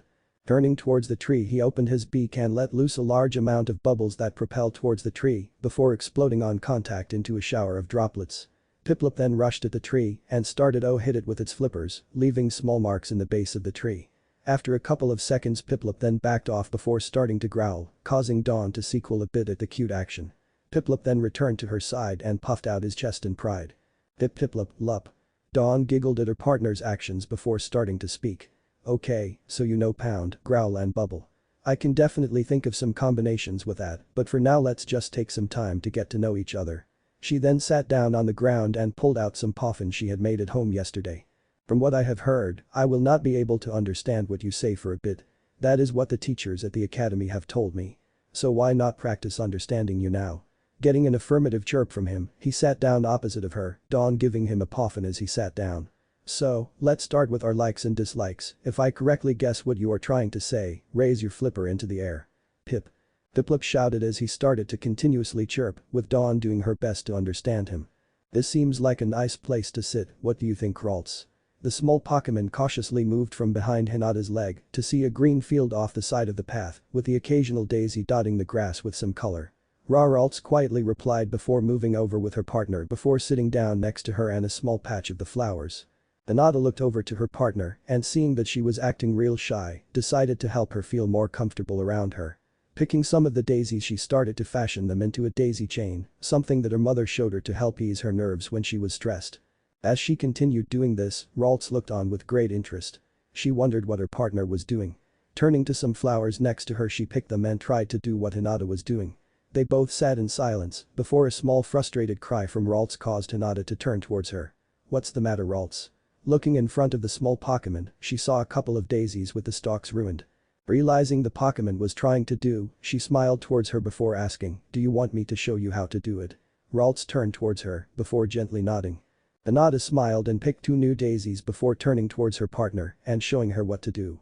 Ralts watched with rapt attention as Hinata slowly fashioned a small chain of the flowers before linking the two ends together to make a small flower crown. She then gently put the crown on top of Ralts' head and giggled at the amazed look the Pokemon had on its face. Picking two more daisies, she handed them to her. Now you try. Ralts nodded and slowly started to copy what Hinata showed her. It took a little bit longer, but eventually she had made a crown of flowers, which she then put on top of Hinata's head. Ralts. The small Pokemon chirped as she looked at her handiwork. Hinata giggled. Thank you, Ralts, it is really pretty. Hinata could practically feel the happy emotions flowing off the Pokemon. Seeing that the Pokemon had gotten comfortable, she decided to do so also. Lying next to her partner, she began to speak. You know, you are a lot like I was when I was younger. I was really shy around everyone and it was difficult for me to make friends. But then I met Dawn and Naruto and they really helped me gain some self-confidence, though I am still shy around Naruto. She looked towards Ralts before continuing. When we start our journey, I'll help you the same way they helped me, that way you can see that there will always be people to help you out. Okay, Ralts. Ralts looked at her trainer and feeling no signs of deceit, smiled and whispered a small Ral. Looking towards the clouds, she started to enjoy the thought of going on a journey with this girl. Naruto dashed as fast as he could away from Kurama's pile, rock in hand, with a little fox Pokemon hot on his tail. He managed to dodge his first assault but not the second, as he came bouncing off one of the nearby trees and hitting the hand containing the rock. Damn it. Naruto shouted before running as fast as he could to his pile, or lack thereof, before dashing as fast as he could back to where he dropped the rock. But it was too late. Kurama had already snatched the rock and returned it to his pile, thus ending the game. Naruto groaned before collapsing to the ground, breathing heavily. The fox Pokemon smirked before collapsing also, completely wiped out from their little competition. Who knew a human could keep up to him like this? Not to mention the guy was real stubborn, unwilling to admit defeat at his superior skill. Guess that was at least one thing they had in common. After taking a small break from their exercise, Naruto sat up and moved over to his bag, pulling out some water and food for both him and his possible partner. Sitting down the food and drink for Kurama, he started to chow down on his food. Kurama, not bothering to check his food this time, dug straight into the meal with as much gusto as his human acquaintance. As they both finished their meals, Naruto turned to Kurama, smiling as he did so. "Looks like you won, buddy. So, what is it you wanted me to do?" Kurama was now only mildly surprised at Naruto's statement, already realizing that he was going to at least keep his word on some things. Time will tell if we'll keep them all. Getting up and stretching, the fox Pokemon moved on over to some trees, beckoning for Naruto to follow. Confused, Naruto complied and moved over to where the orange Vulpix was standing. Seeing that the Pokemon was drawing in the dirt, Naruto looked over to see what looked like a kid's drawing of a house, with a small fox sitting under it. "So you want me to build a house for you? A shelter?" Kurama nodded in confirmation, before running over to Naruto's gear and putting its paw on his sleeping bag. "And you want it to be comfortable for you to sleep in?" Naruto guessed. "Vulpix," came the Pokemon's reply with a small smirk fixed on its face. Seeing this, Naruto shrugged. "Okay, I guess I have a tent after all. Makes sense if you want a roof over your head also." And with that, Naruto moved over to where the drawing was and started to gather materials to make the shelter. Kurama was confused now. No complaints. No anger or frustration. What is with this human? It wasn't acting like all the other ones it knew, why was he different? Kurama growled before moving over to a tree opposite of where Naruto was working and laying down for a nap. It really needed to think on this. As the fox Pokemon closed its eyes, it had one final thought. "I guess that competition was kind of fun, even if it was with a human." He smirked at this. He really did enjoy the look on Naruto's face every time he caught him. Maybe, just maybe. Training. Day 2. Naruto let out a yawn as he crawled out of his tent, completely exhausted from yesterday's events. After he managed to build the shelter to the standards that Kurama wanted, considering the materials he had to use, they then continued on to their afternoon race. They both managed one more lap than they had achieved in the morning, before devouring their dinner and drifting off into a deep sleep. Looking over to the shelter that he had made, he could see the little fox Pokemon's head sticking out of the makeshift entrance, seemingly still asleep. He wondered how he could sleep so much, since he managed to sleep through most of the afternoon when he was building the shelter. He quickly dismissed it as unimportant, since he would usually sleep in also if it wasn't for the alarm he had brought with him. After getting his morning stretch routine out of the way, he moved on to making breakfast for him and his Pokemon. As he was preparing the food, Kurama watched him through a half-closed eye, making sure to not alert the human to it being awake. He thought over what had happened yesterday. After it had woken up from its nap, it was surprised to see a rather well-built shelter waiting for him, almost completely closed off from the environment around it. He had to admit it was rather comfortable to sleep in. The human certainly didn't hold back building it. He had to wonder, was he this way with everyone or just him as some sort of elaborate trick? No matter, he will reap the benefits of this agreement for as long as he can. Deciding he had waited long enough, he got up and moved over to where Naruto was cooking, briefly feeling to make sure that his Pokeball was still around his neck. Naruto, hearing the movement, turned to see the Vulpix moving over to sit down next to him, just out of arm's reach. Naruto felt he was at least making a little progress, seeing as he was sitting closer to him than he was yesterday. He served up both Kurama's and his meal before placing it in front of the fox Pokemon. "Good morning, Kurama. You better eat up, you're gonna need the energy. I am definitely gonna beat you today. Dadabeo." Kurama snorted at this, like that human will be able to beat him. He couldn't do it yesterday, so why does he think he will today? Regardless, Kurama still ate the meal in front of him. He wasn't going to give him any advantage if he could help it. After they had both finished their meals and Naruto had packed everything away into their proper places, they moved over to where the start line was. Once again, Naruto picked up a rock and after they were both ready, threw the rock high into the air. Both human and Pokemon shot off the moment it hit the ground. Ino let out a huge yawn as she made her way downstairs to where her mother was making breakfast, Gyudu held gently between her arms. Sitting down at the table and placing the Pokemon next to her, she let out another small yawn before greeting her parents. "Morning, Mum, morning, Daddy." Her father, Inochi, looked over from the paper he was reading before greeting his daughter. "Morning, my little princess, how was your sleep?" "It was good, I guess." Ino covered her mouth as she yawned again. "Though I wish I didn't stay up so late last night playing with Gyudu." Ino's mother set down a plate of food in front of both her and Gyudu, who greedily started to gobble up the meal. Inochi set aside the paper to eat his meal, talking to Ino as he did so. "That's not surprising really. I was the same when I received my Drowsy. Though I'm still surprised you got a grass type as your starter and not a psychic type. That's what our family has always started off with. Ino hummed as she swallowed her food before answering. Yeah, I thought I was gonna get one too.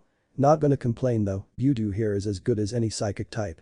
Budu hearing the comment let out a small squeak of appreciation before moving to finish off its already nearly empty plate of poke food. Her mother let out a small giggle. That's true, I guess. Besides, it is good to stand out from the crowd, at least from a contest perspective. Inachi nodded at this. Well, just make sure that you look after it properly, after all grass types need different nutrients compared to my hypno or your mother's starmie. Ino nodded before quickly finishing her plate off and taking it to the sink to clean it. Don't worry, daddy. I'll make sure to take great care of her. Hearing this, Inachi smiled before picking his paper to start reading again. Good to hear that, now run along and get some practice in. Make sure to be careful. Ino puffed out her cheeks at her father's words. Of course I will be careful. It's not like I have left yet. Turning towards the table and picking up her Pokemon, she rushed to the door, picking up a small bag along the way. See you guys tonight, she said before rushing out to practice with her new partner. Ino's mother let out a small laugh as she saw her daughter run off toward the forest outskirts. She definitely takes after you, dear. She is going to make a fine coordinator. Hearing this, Inachi grunted before looking at his wife. That is what you believe. I for one have never heard someone gossip so much, second only to you. Hearing her laugh at this, he sighed before returning to his paper and continued to read about the recent jailbreak that occurred at a top security prison. The authorities apparently had no idea how the guy broke out. No damage to the cell, no assistance from the inside as far as they could tell. Maybe he should contact Shikaku and see what he made of this. A couple of blocks down the road, Shikaku let out a loud sneeze. Troublesome, he thought. He was having a good early morning nap, now he just had to go and wake himself up. Pushing himself up from the couch he had chosen to take his nap, he decided to get something to eat before he continued his morning activities, part of which was more naps. Moving over to the kitchen, he started to hear his wife talking very rapidly, in a nagging sort of way. Just listening to it made him tired, he needed to be quick if he wanted to make it to the couch in time. As he entered he saw the target of all this noise, his son Shikamaru. The boy was just as lazy as he was and it looked like he was about to fall asleep too.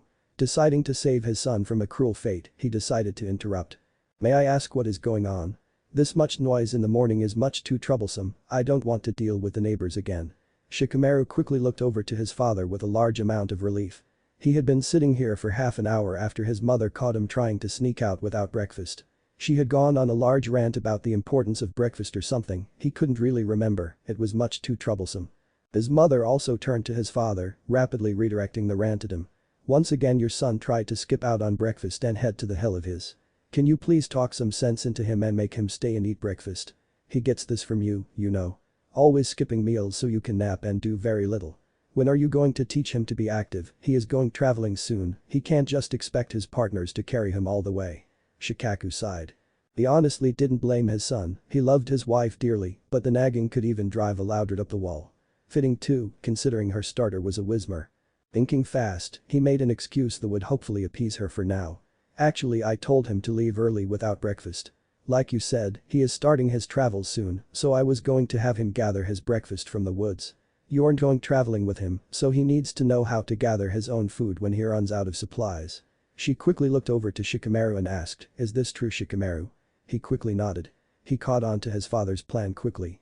Yes, I was going to go over to Chowji's to pick up a book to identify plants and berries and maybe bring him with me since we are most likely going to be on the same team. This seemed to calm down his wife a fair bit.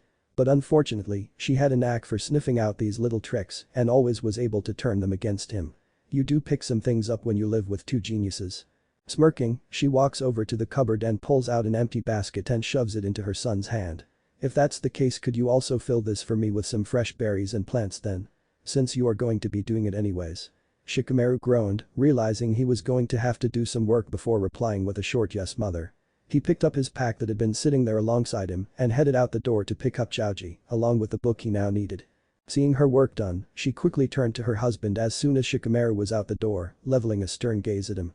So, Shika dear, any reason you tried to bail out our son? Shikaku braced himself for what was going to be a long rant on responsibility. He was never going to get his nap now. Naruto groaned as he collapsed, once again losing to Kurama in their makeshift tag game. He thought he was close this time, but Kurama seemed to be able to keep up with his stamina quite well. That usually never happened, but then again, that was comparing him with his classmates. Against a Pokemon, well, that was a whole different ballgame. Getting up into a sitting position, he moved over to the lunch he had prepared earlier, a few sandwiches for him and a small bowl of poke food for Kurama. Once again they sat in relative silence, finishing of what they had and cleaning up after. Looking over to his potential partner, he decided on what to do next. "Okay Kurama, what do you say to going and have some battles with the wild Pokemon in the area?" Kurama smirked, finally he was going to get some fighting done, and it has been so long since he has had a proper battle. Giving a quick growl for confirmation, they both headed out to the stream to see what kinds of Pokemon were resting there. As they were about halfway, Naruto suddenly paused.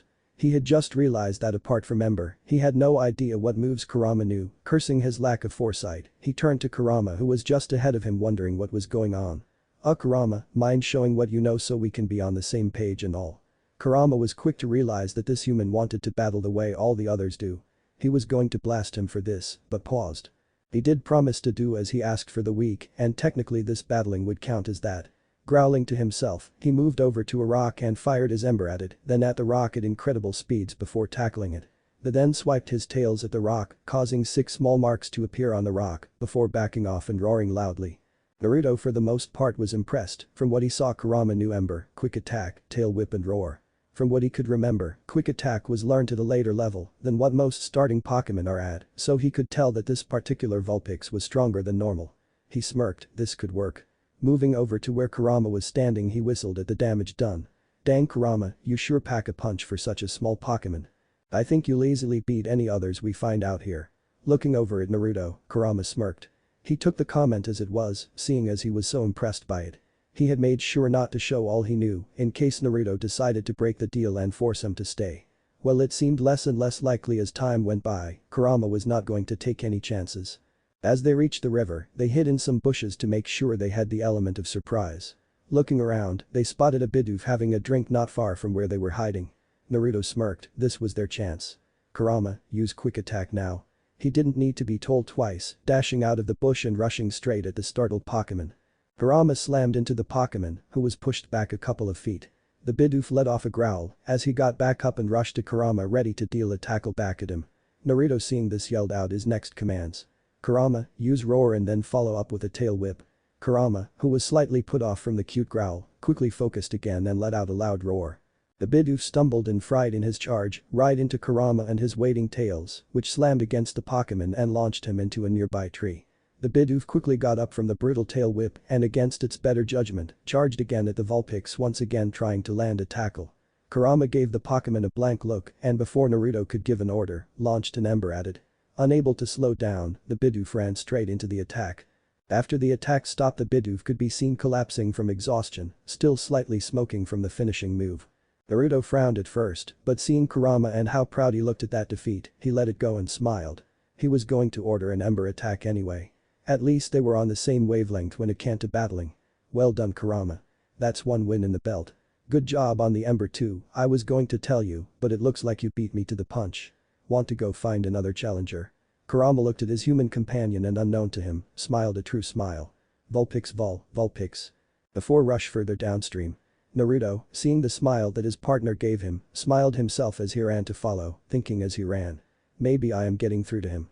Taoji let out a yawn as he walked up to his house, waving goodbye to Shikamaru as he walked further down the street towards his own place. Walking beside him was his Munchlax, who had managed to snatch a few berries from Shikamaru's basket and was quickly finishing them off. As he opened the door he was assaulted with a barrage of delicious smells. Taoji let out a sigh of relief, knowing that he had not missed dinner helping Shikamaru with his chore punishment. Walking into the kitchen he greeted his parents, placing his own basket of berries and herbs onto the bench for his mother to go through later.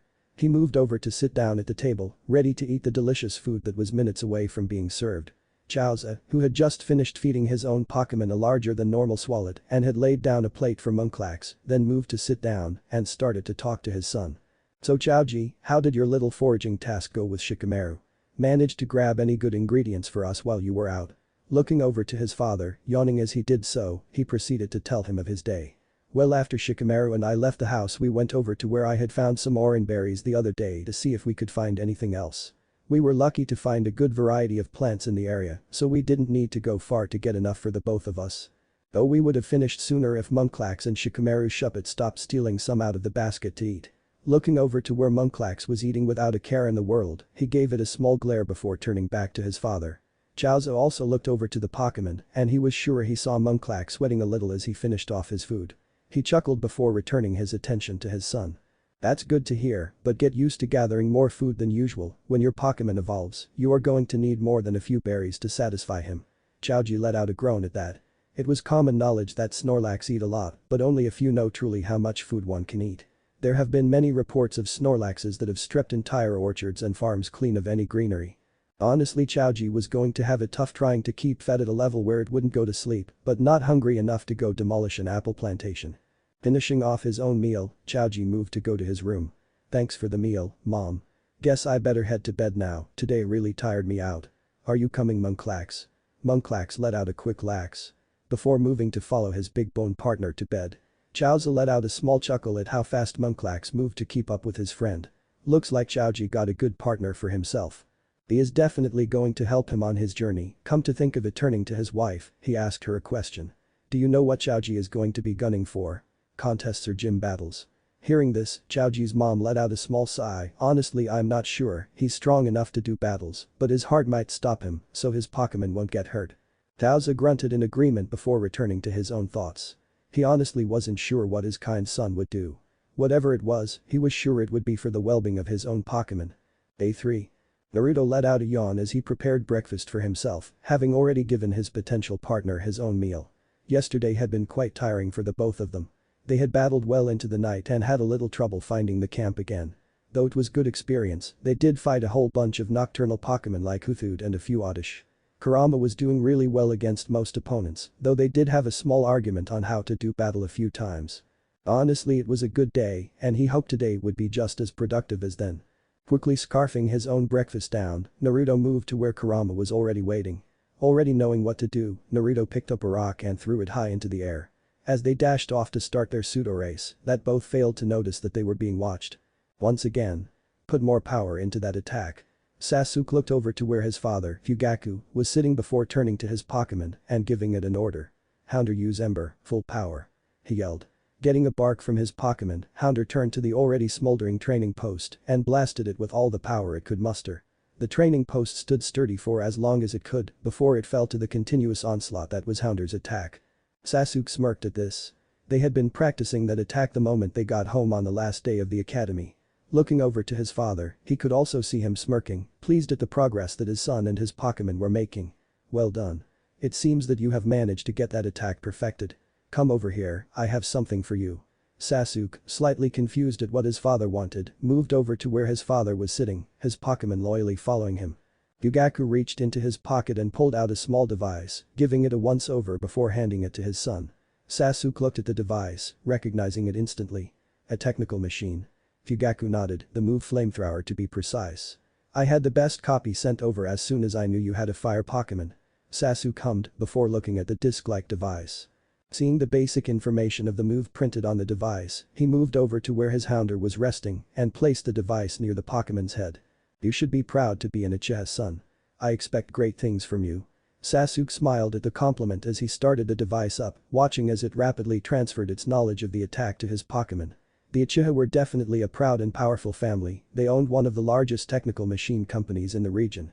They mainly dealt with powerful and dangerous Pokemon moves, with Flamethrower being an example. Since such moves were highly sought after, they could charge premium prices for their TMs. They were quick to buy out competitors, which led them to being highly influential within the region. If they had their way, they soon would expand to other regions and take over the business over there too. Seeing the device had finished, he quickly tossed it aside, already knowing that the device was useless now. They could have made TMs with infinite uses, but why would they do that when the customer is forced to buy multiple copies of the TMs if they want the same move? Plus those devices were expensive to make and copy, and for so little return from the sales, it was honestly not worth the effort. Go ahead. Give it a shot. Fugaku said as he placed another target for them to practice on. Sasuk nodded before moving over with his partner to give his new move a test run. Houndour, use Flamethrower. Houndour was quick to do just that. Letting out a huge stream of red-hot flames, the training target never stood a chance and was quickly reduced to a pile of ash as Houndour finished up its attack. Very good, now keep practicing. I want you to be able to beat every trainer that you meet, hands down. I will have some TMs sent to you as you need them when you are traveling, so don't worry about that part. You are representing the Uchiha Industries name when you battle, so I expect to hear many things from you. Sasuk smiled as he heard this, yes father, I won't let you down. He returned to his training with vigor. Fugaku seeing this nodded to himself before heading inside to pack. He had been away from the company for a bit too long and needed to get back soon. Heaven knows what the state of the place was with those loons running it when he was away. Naruto let out a sigh of satisfaction as he finished drinking from his water bottle. He was getting better at these runs, so was Kurama. They had both managed to do about 6 more laps than yesterday, and he bet that he could do more now after this quick rest. Getting up from his spot, he moved over to where the rock piles were from yesterday to prepare them for their next little completion training exercise. Interesting. Ah! Naruto screamed as he heard the voice from behind him, jumping 6 feet into the air as he did so. Kurama hearing the commotion, started to growl at the intruder, traces of an ember attack forming in his mouth. Naruto quickly turned around and was surprised at what, or who, he saw. Standing there as stoically as ever, was Shino. Shino? When did you get here? Shino twitched and then replied, I was here since you started your training. I moved out into the open about half an hour ago to ask you something, but it seems you didn't notice me. Naruto let out a nervous laugh at that, rubbing the back of his head, ha ha, really? Guess I was focused a bit too much on my training. Databeo. Shino didn't seem convinced, pushing his glasses up his nose and making them glint in the sunlight. Perhaps you should also train you situational awareness as to make sure it never happens again. Naruto started to sweat a little at this. Man, I keep on forgetting how Shino hates being forgotten. Sure thing buddy. Never know when it will come in handy in a battle. Shino simply nodded and moved over to where Naruto's camp was located. Naruto let out a breath he didn't know he was holding as he moved over to sit opposite his friend, Kurama, slowly approaching also. He had been introduced to Shino by Hinata, who had been friends with him for a while. It took some time, but eventually they got to a point that they considered each other good friends. Though with how quiet Shino was, it was easy to forget he was there sometimes. Seeing that Kurama had moved over to his little shelter and had laid down, he decided to see what his friend was after. So anyway Shino, what was it that you wanted to ask? Shino, who had found a comfortable place to sit, started to explain his situation to his loud friend. As I am sure you know, I had received an Inkata as my first Pokemon from Iruka. While I am satisfied with what Pokemon I got as a starter, I have found it difficult to train, mainly due to Starly being the most common Pokemon within this area. I have brought this situation up with my father, who gave me a Pokeball to capture another Pokemon to assist me with my training and also as a graduation present. Naruto nodded at this, understand the situation so far. So you want me to train with you and help you find another Pokemon to help you with your training? That sounds easy enough. Shino nodded at this. That is the simplified explanation yes, but I wish to capture a particular Pokemon, a Surskit to be precise. The reason being that it is not only a bug Pokemon, being my favorite type, but it is also a water type, which would be beneficial in dealing with Pokemon that would have a type advantage against my Pokemon, such as a fire or a rock type. Naruto hummed as he got into his thinking position, trying to remember what that particular Pokemon looked like. I'm not quite sure I know the Pokemon you want. Have you got a picture of it? Once again Shino nodded, pulling a small photo out from his jacket and handing it to Naruto. They usually live near lakes or large bodies of still water. Naruto nodded as he looked at photo. Its body was round with 4 thin legs protruding from the sides. The color of its body was mainly blue with pink markings under the beady eyes and a yellow cap with what looked like a spike on top. By the looks of it the Pokemon seemed to be standing on top of the water. Handing the photo back to his friend he scratched the back of his head, trying to think of where they would find one of these Pokemon. Well I don't know of any lakes nearby, but there is a stream not far from here.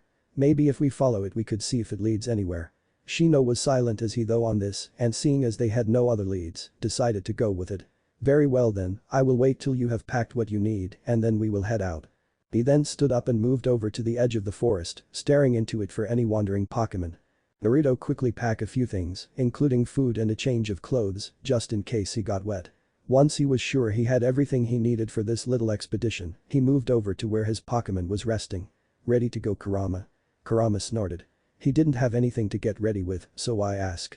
Regardless, he stood up and moved over to where Naruto was waiting. Naruto, sensing his partner's foul mood, tried to cheer him up. Hey, why are you so grumpy?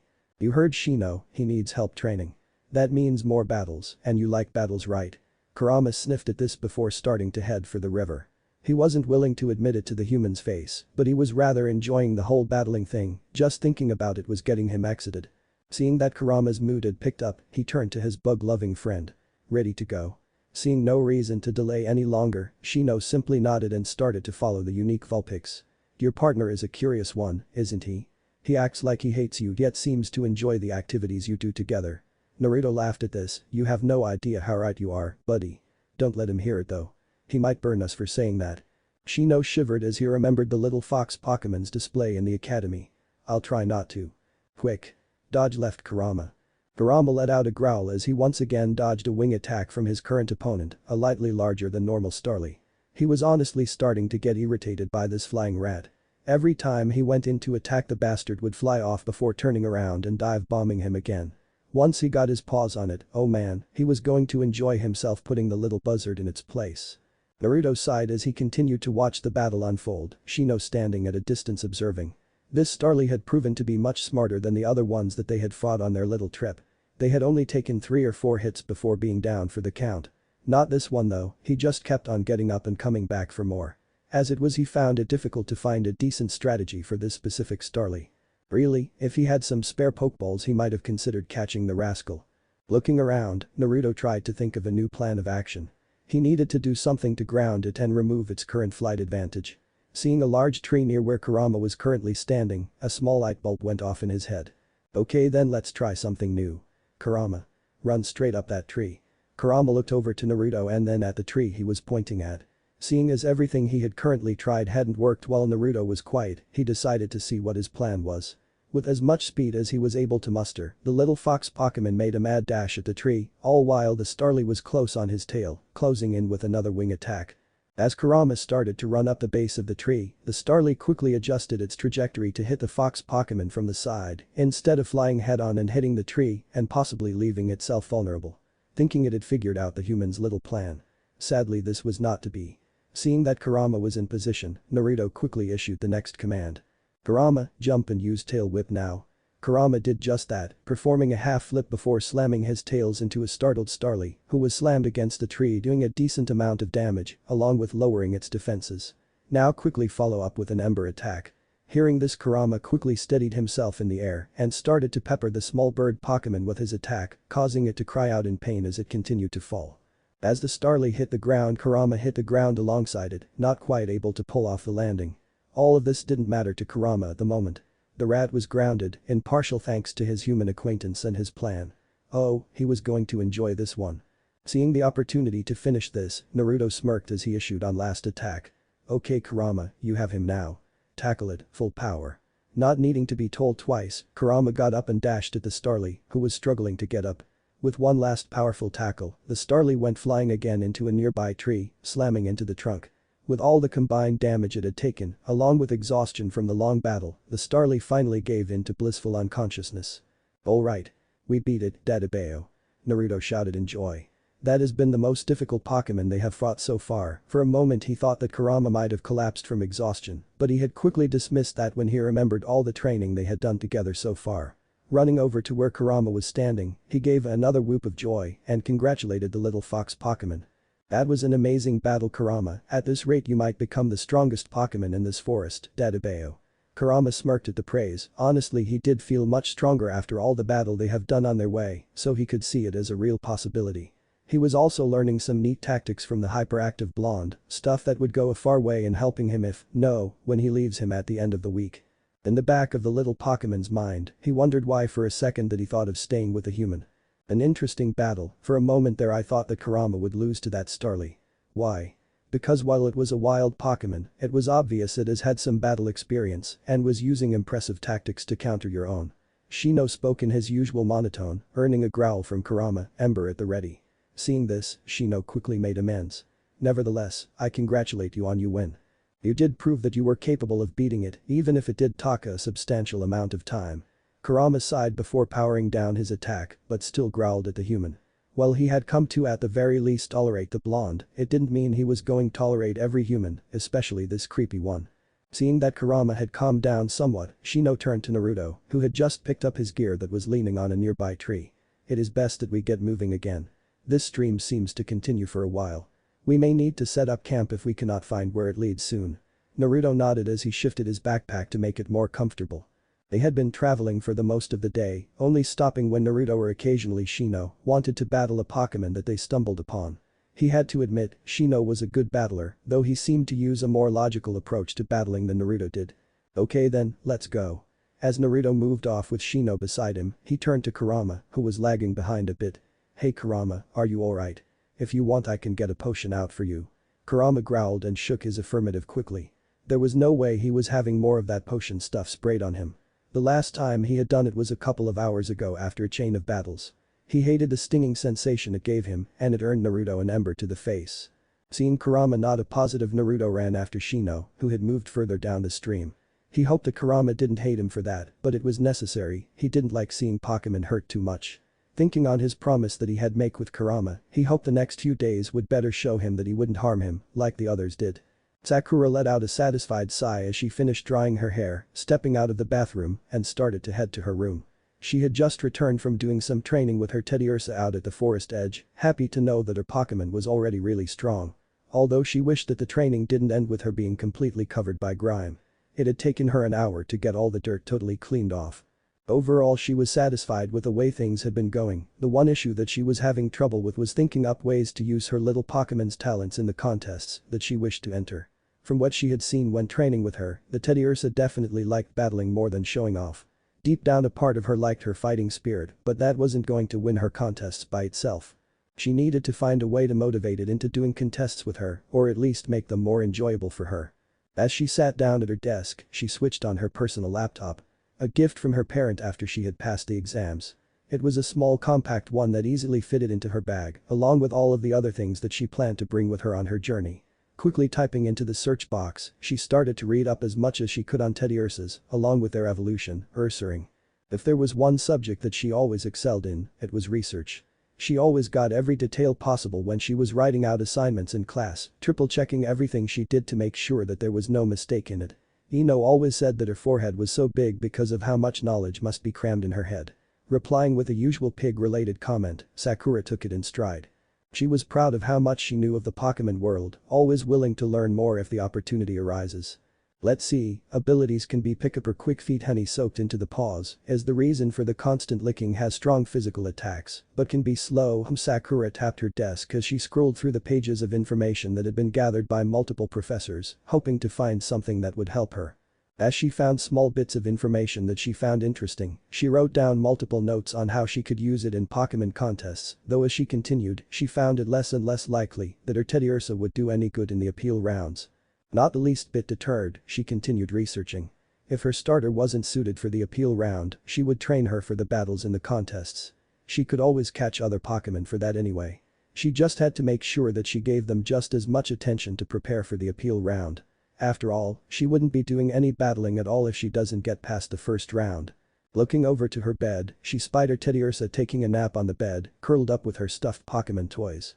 She let out a small giggle. If she wasn't looking for her she would have mistaken the Pokemon for one of them. Looking at her now, she was still surprised at how much spirit the little Pokemon had. Always shouting out battle cries as it went in with scratch attacks. Sakura shook her head as she returned to looking at the notes that she had written, jotting down some more as she continued her research. She continued on like this for a couple of hours, only stopping every now and again to look over at her Pokemon as she thought up more methods and strategies for raising her. As she just about to finish up, she heard her mother calling her down for dinner. Surprised, she quickly looked up at her clock, only to see that it was close to 7 at night. As Sakura let out a sigh, she went over and woke her Pokemon, letting it know that dinner was ready. The little Pokemon let out a joyful shout as it rushed downstairs, leaving Sakura in the room alone. Moving over to where her laptop was, she quickly closed down the remaining pages and turned it off. She was mostly done anyway. She could do the rest later on after she had seen more of what her Teddiursa had to offer. She only hoped that all this preparation would help her on her journey. If she ever wanted to beat Eno Pig and DD, she needed all the advantages she could get. A4. Finally. I thought we would never find where this stream went. Shino twitched slightly at the sudden shout of his companion, but agreed with him nevertheless. They had to set up camp last night due to it getting dark, not to mention both he and Naruto were exhausted from the trek. He believed Kurama was too, though the stubborn thing seemed to do its best to hide it. Trying not to show weakness perhaps. Shino couldn't be sure.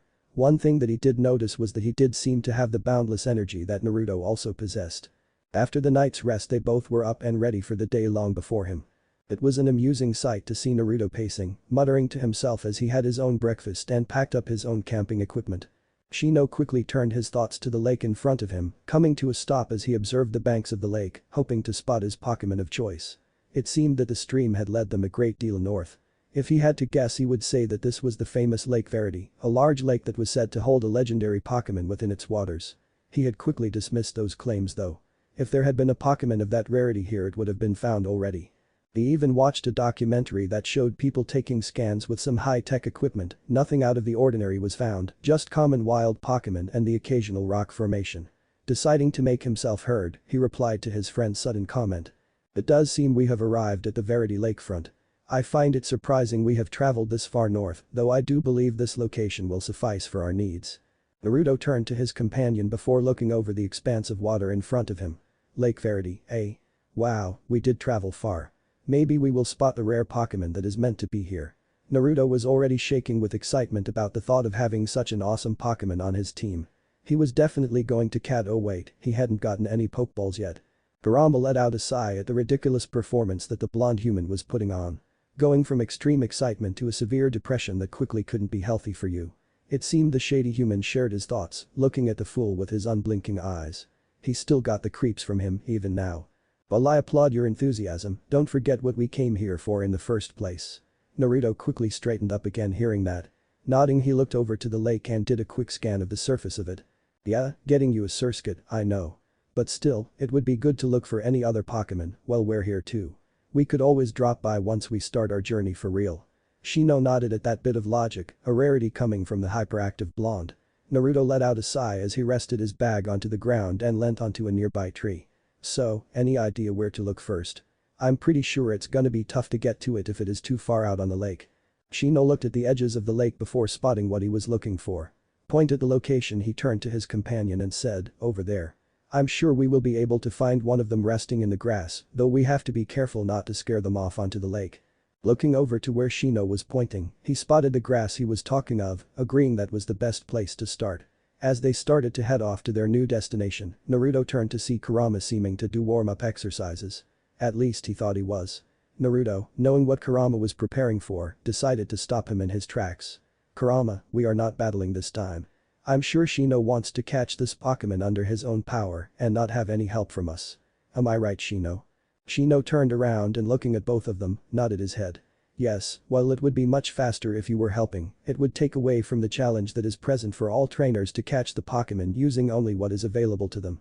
This is something I wish to do with only Ninkata and myself. Kurama let out a growl at that, but relented. He could kind of understand what he was saying, but it doesn't change the fact that he wanted to battle.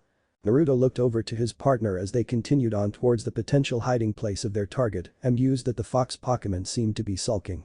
Deciding to remedy that, he quickly held into step beside him and leant down closer to him to whisper in his ear. Hey, just because we can't battle now isn't going to stop us later when he's done, isn't it? Dadabeo.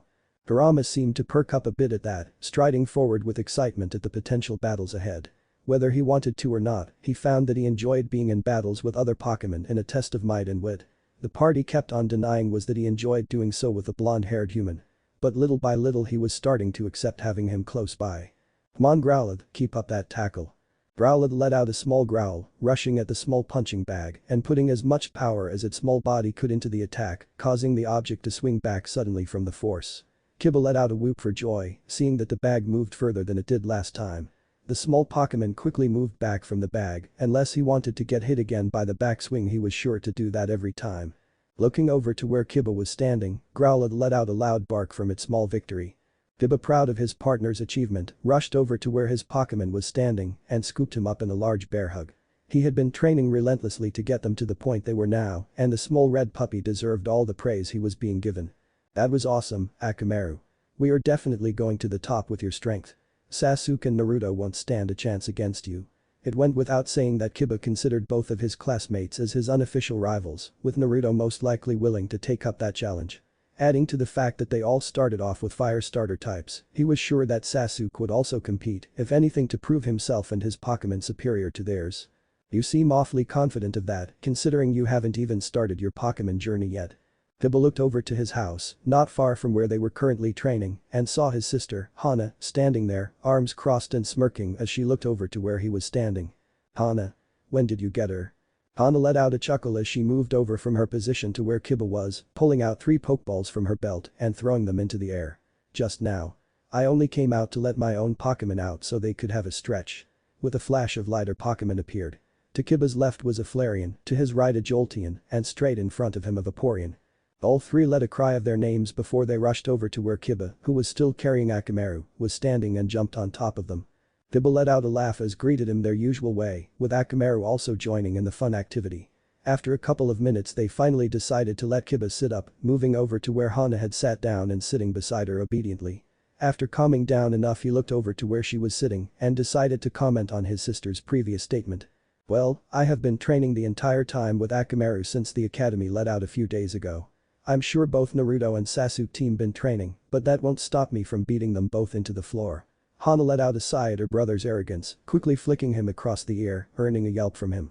What have I told you about being overconfident? While some confidence is fine, make sure you have the power to back up your claim. You haven't seen Naruto, Sasuk or their Pokémon yet, so don't make any assumptions until then. Kiba, well a bit annoyed, saw the wisdom in his sister's words and calmed down a little bit.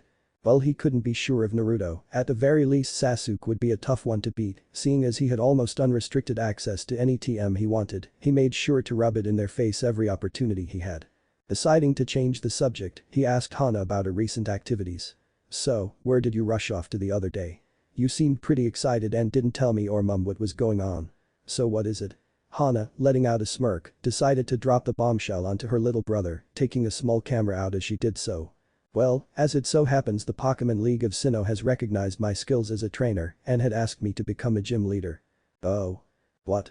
Click. Hana let out his laugh at the shocked look that was currently on Kiba's face, glad for the second time that day she had decided to buy the camera for this situation. Yup. Mum had the same reaction as you did. I managed to get a good picture of her too. That was the first time. Kiba after a couple of seconds to reboot his brain looked over to see his big sister happily looking at the photo of his face before she flicked it to a photo of their mother, who he had to admit did look just as shocked as he did. Well, congratulations. But why did they pick you for the position? Even you said that there were many other trainers that are stronger than you. Hana hummed her agreement as she finally turned off the camera and pocketed it. Turning to her brother she decided to address his confusion. I mentioned that to them too when they gave me the news. Apparently I was mainly chosen because of my skills in a triple battle, with my strength only being of minor importance to them. Seeing his confusion, she decided to elaborate. Honestly, didn't you study anything about the gym system? The purpose of gyms is to challenge new trainers and put them in situations which require them to adapt. The gym leaders that focus on type force trainers to account for type advantage and moves that may counter what they pick. There are also gyms that focus on things such as speed and defenses, but I won't go on about them. Moving to stand up she started to move over to the house. Since there were no gyms that focused on triple battles, they chose the best triple battler they knew of in the Sinnoh region. Turning to where Kiba was still sitting, she let out a small smirk. Me. Kiba looked wide-eyed at his sister, amazed at her newest achievement and what it entailed. It wasn't long before a smirk of his own settled on his face. Well, if that's how it is then I will challenge you when I am on my journey and prove that I have what it takes to beat you. Hana hummed as she continued on her way to her house. Well then I will be waiting for you when I take up the position. You better be the first of your friends to get to me though, otherwise I won't let you forget it. As she opened the door to enter the house, she decided to throw one more comment Kiba's way. Also word of advice, just because you get a badge from a gym leader doesn't necessarily mean you beat them. It only means that you have overcome the challenge set for you and impressed the gym leader with your skill. Almost all gym leaders have a separate team to deal with rookies and another to deal with more experienced trainers. I'll make sure to have my rookie team ready for you. But that offhanded comment she made her way inside, smirking as she heard Kiba yell profanities at her. Was this what it was like for the gym leaders she challenged to? If so, she could almost forgive them. It was just too much fun. After exhausting himself yelling at his sister, he let out a frustrated sigh before jumping up and making his way over to the punching bag again, Akamaru trailing behind him obediently. We are not going to lose to her. Come on Akamaru, time to get back to training. The Growlithe let out a loud bark before start to run at the punching bag, intent on strengthening its tackle. The 3 evolutions watched them training for a bit before moving away to train themselves. For some reason, they felt that they would need it in the future. Just as Shino had predicted, they managed to find a Surskit resting in the grass. As Shino observed the water skating Pokémon, he quietly whispered his plan to Naruto and Kurama, who were hiding in the grass beside him. Now that we found a Surskit, I would like to make sure that it can't escape before I am able to catch it. Why? Because I am sure that should it escape, it will warn its friends and make it that much harder to find another. Naruto quietly voiced an affirmative, keeping an eye on the Pokemon to make it didn't sneak away. Okay, so you want me and Kurama to block its path to the lake. Shino nodded as he took out a Pokeball, the one that contained his partner, Ninkata. Silently signaling to the two to get into position, Shino started to quietly approach the resting Pokemon. It didn't take long for the two to get into position. Making sure that they were ready, Shino quickly leapt up and released his own Pokemon. Ninkata, stand by. With a flash of light that startled to Sasuk, his Pokemon appeared, aware and prepared for battle. The same couldn't be said for their opponent. Ninkata, sand attack, then follow up with fury swipes. Ninkata was quick to take action. Flinging sand into its opponent's eyes, temporarily distracting and blinding the dual type, the small bug Pokemon moved in and started to attack as quickly as it could. The Sasuk, finally managing to shake off its disorientation, managed to jump back as Ninkata landed its fourth set of strikes. Already feeling the damage it had sustained in the initial barrage, the small Pokemon let out a battle cry before launching a bubble attack against the also dual-type bug. Shino, who had predicted this, was glad to see that the Pokemon's aim was off due to the initial sand attack. Not to risk it though, Shino decided to further cripple the aim of the super effective attack. Dodge, then continue to use sand attack until it decides to engage. Ninkata did just that, dodging to the left of the attack that was already off aim, and continued to fling sand in the general direction of its opponent. The Sasuk let out a cry of irritation as more sand made its way into its eyes, further throwing off its aim, hitting a small rock that was sitting behind and to the right of its intended target. Eyes watering, the Pokemon decided on a more direct approach, rushing straight forward in a desperate quick attack. Seeing the Pokemon suddenly change tactics, Shino gave his partner a new chain of commands. Harden, then grab on when you can and use leech life. Once again, Ninkata followed the orders flawlessly, hardening its skin and preparing for the impact. The Sasuk barreled into it, causing a surprising amount of damage with the impact if the skid marks caused by Ninkata were to go by. Wincing from the hit, Ninkata quickly used the opportunity to latch on and bite into the body of the Sasuk, draining its energy and using it to heal itself slightly. Sasuk once again let out a cry of pain, struggling to get free from the strong grasp. Out of desperation, it let out another barrage of bubble point blank into the body of the Pokemon, forcing it to loosen its grip and allow it to squirm free. Seeing its opportunity, it started to run towards the lake, assured that it would be safe once it reached the water. It was not meant to be though, as it made its way through the grass, it quickly spotted the human and Vulpix guarding the lake's edge. Seeing the fully prepared fox Pokemon prepare Ember attack, it decided it would have a better chance against the already weakened Ninkata. Backing off, the Sasuk was surprised to see the Vulpix not release its technique, but let it disappear, although reluctantly. Turning around to see the other human and his tired partner run up, Sasuk prepared for more fighting. Shino decided to address the confusion it saw on the Pokemon's face as he arrived. Sasuk, I wish to capture you and have you as a valuable member of my team.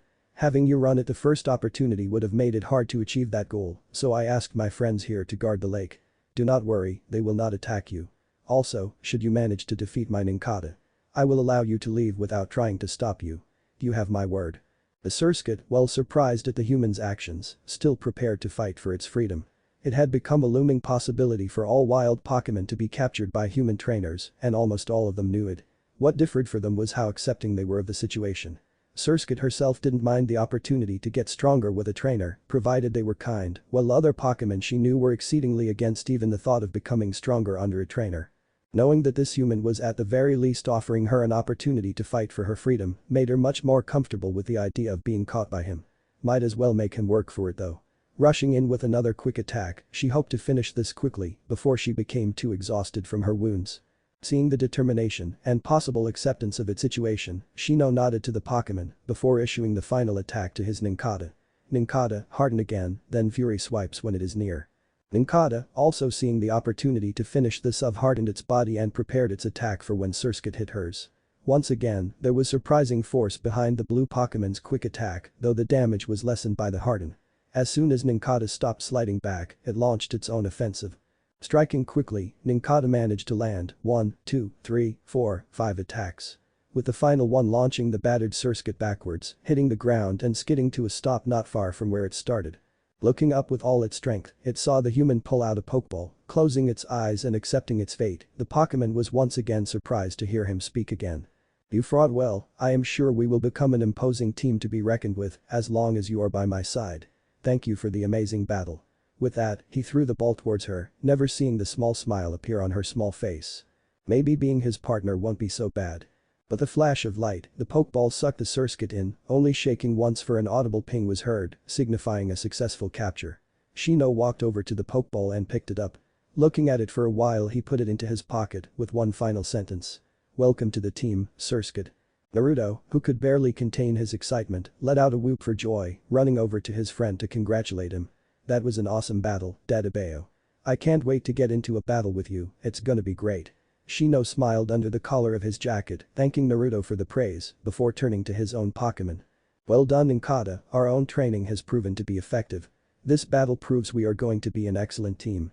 Ninkata, exhausted from the fight, let out a happy cry of its name as it was returned to its ball. Shino once again turned, this time towards Naruto. "I think we should head back and set up camp. My Pokemon won't be able to travel in their condition, so I am going to have to heal them up before we leave." Naruto nodded at this, running over and grabbing his pack from where he had left it, lifted it over his shoulder and started to move back to where they arrived at the lake. "Okay.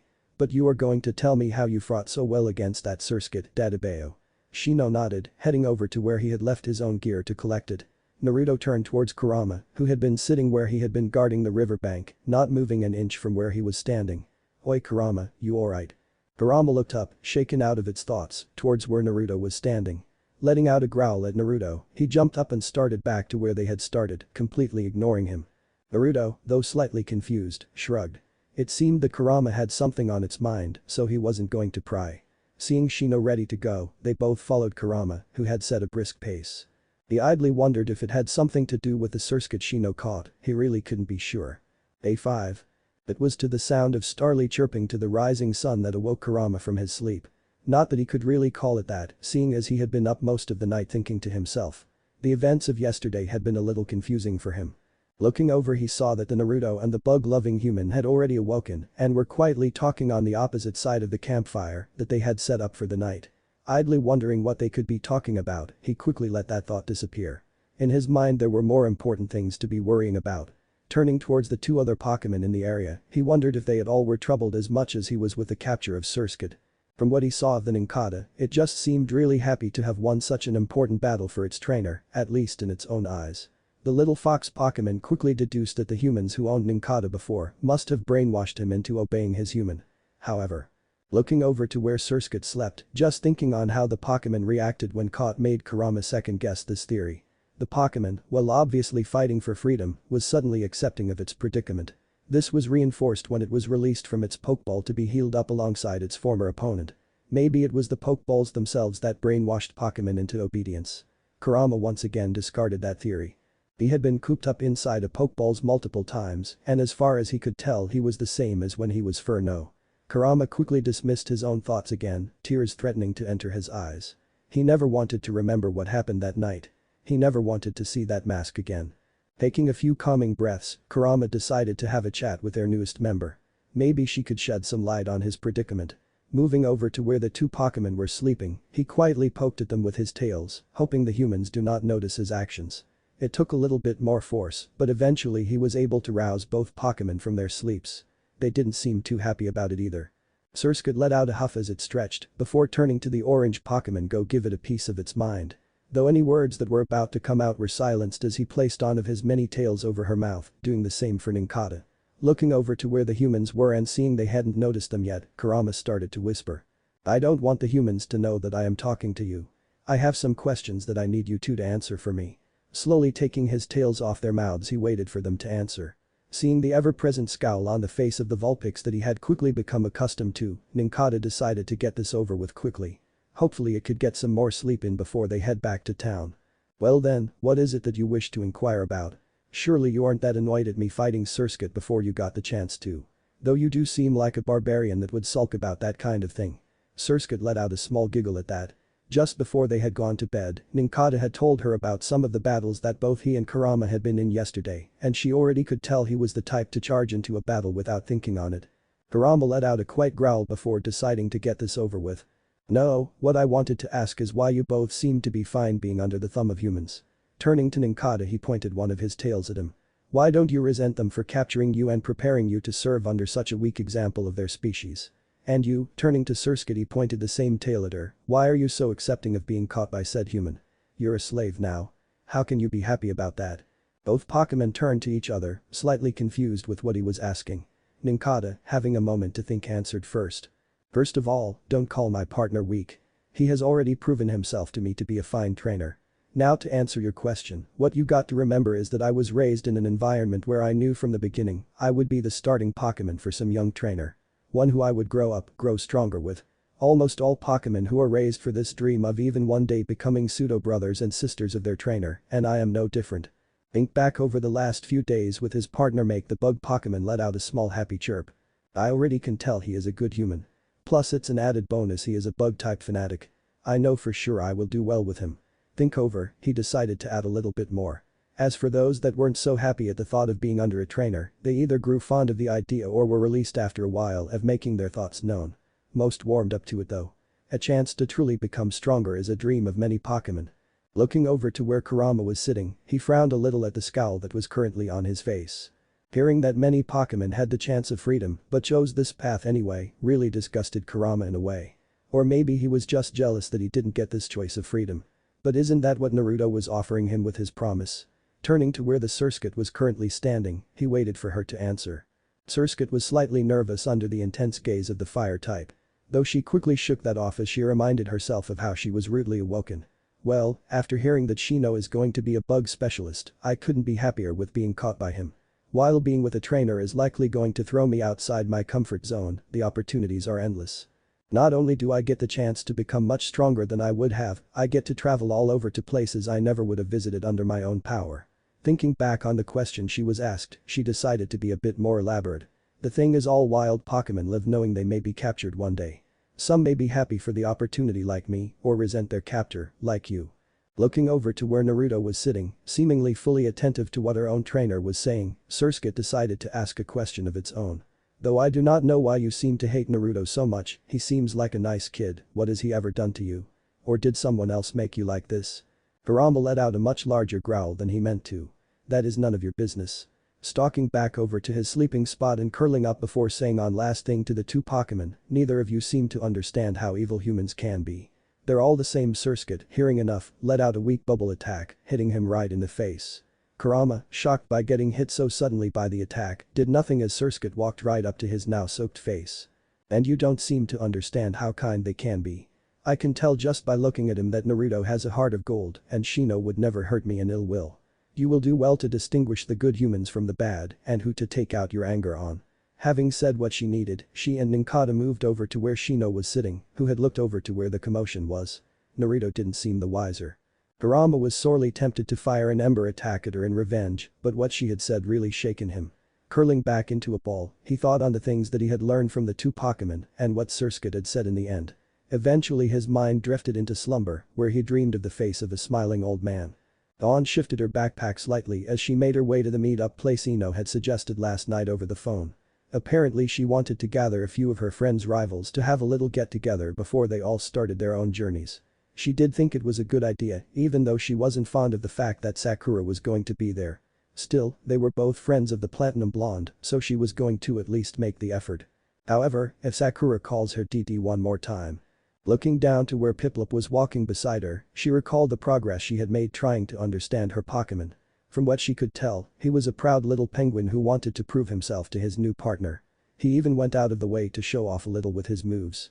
Dawn could already tell that he was going to be one of her most valuable Pokemon. With the limited conversation that she understood, she learned that Piplup wasn't too fond of being cooped up inside of a Pokeball. That was why he was currently walking alongside her, beak in the air like he just didn't care. While she was frustrated at not being able to understand the little Pokemon better, she reminded herself that she hadn't even started her journey and that most great trainers started off somewhere. Looking toward the path, she noticed Ino casually strolling down the path, her Mewtwo in hand. She seemed to be humming a tune to herself, with her little Pokemon humming alongside her. Deciding to have a chat before they arrived at the meeting place, Dawn shifted into a jog to catch up to her classroom friend. It took a second for Piplup to notice, before quickly catching up to his trainer, chirping loudly at his trainer's sudden change of pace. Hearing the commotion behind her, Ino turned to find Dawn catching up to her, with Piplup hot on her heels. Letting out a small giggle at the commotion the small Pokemon was making, she waved to them, moving over to meet them halfway. Hey Dawn. how's it going?" greeted Ino.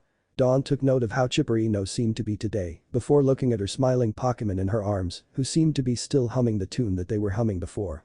It was a simple but catchy tune, almost causing Dawn to start humming along with the little bud Pokemon. Deciding to quickly greet Ino before she forgot, she moved to pick up Piplup and hold him in her arms, similar to how Ino was doing with her own Pokemon. "Hey Ino. Been doing great. I didn't think I was going to see you on the way, usually you would have been the first there in order to beat Sakura." Dawn had to hold back a smirk as Ino puffed out her cheeks a little, something that she has often saw with Ino. It disappeared as quickly as it appeared, with Ino waving one arm casually around. "Well, considering we will be starting our journey soon, I figured to give Forehead a little break. You know, let her have this win to make up for all the wins that I will have during the contests. Can't take every win from you guys after all, can I?" Letting out a loud laugh, Ino started to walk down the path again, Dawn following soon after. Dawn couldn't help let out a slightly nervous chuckle at how Ino was acting, once again something she often experienced around her. "Well, don't go easy on us. Otherwise you will be eating those words." Dawn sighed again as Ino let out another loud laugh.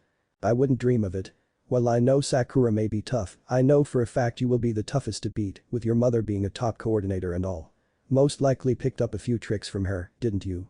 Dawn nodded her head a little, thinking back on all the times that her mother has showed her some of the recordings of her appeal rounds from back when she was traveling. She had to admit, her mum had amazing talent for the appeal of Pokemon. "Yeah. But she constantly told me to never use one of her appeals as my own, which makes sense. I want to be known for my own appeals, not those I copied and know will work."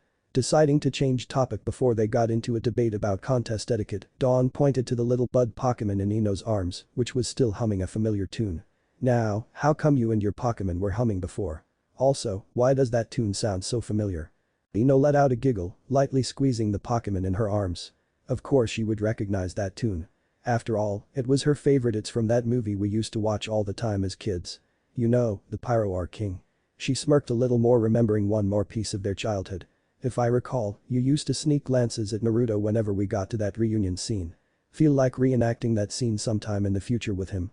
Ino let out a loud laugh as Dawn's face went beet red from embarrassment, stuttering and trying to think up an excuse for her actions. Seeing it was a futile effort trying to explain herself to Ino, Dawn let out a sigh and started to pet her Piplup in her arms to calm herself down. "Of course you would remember a detail like that.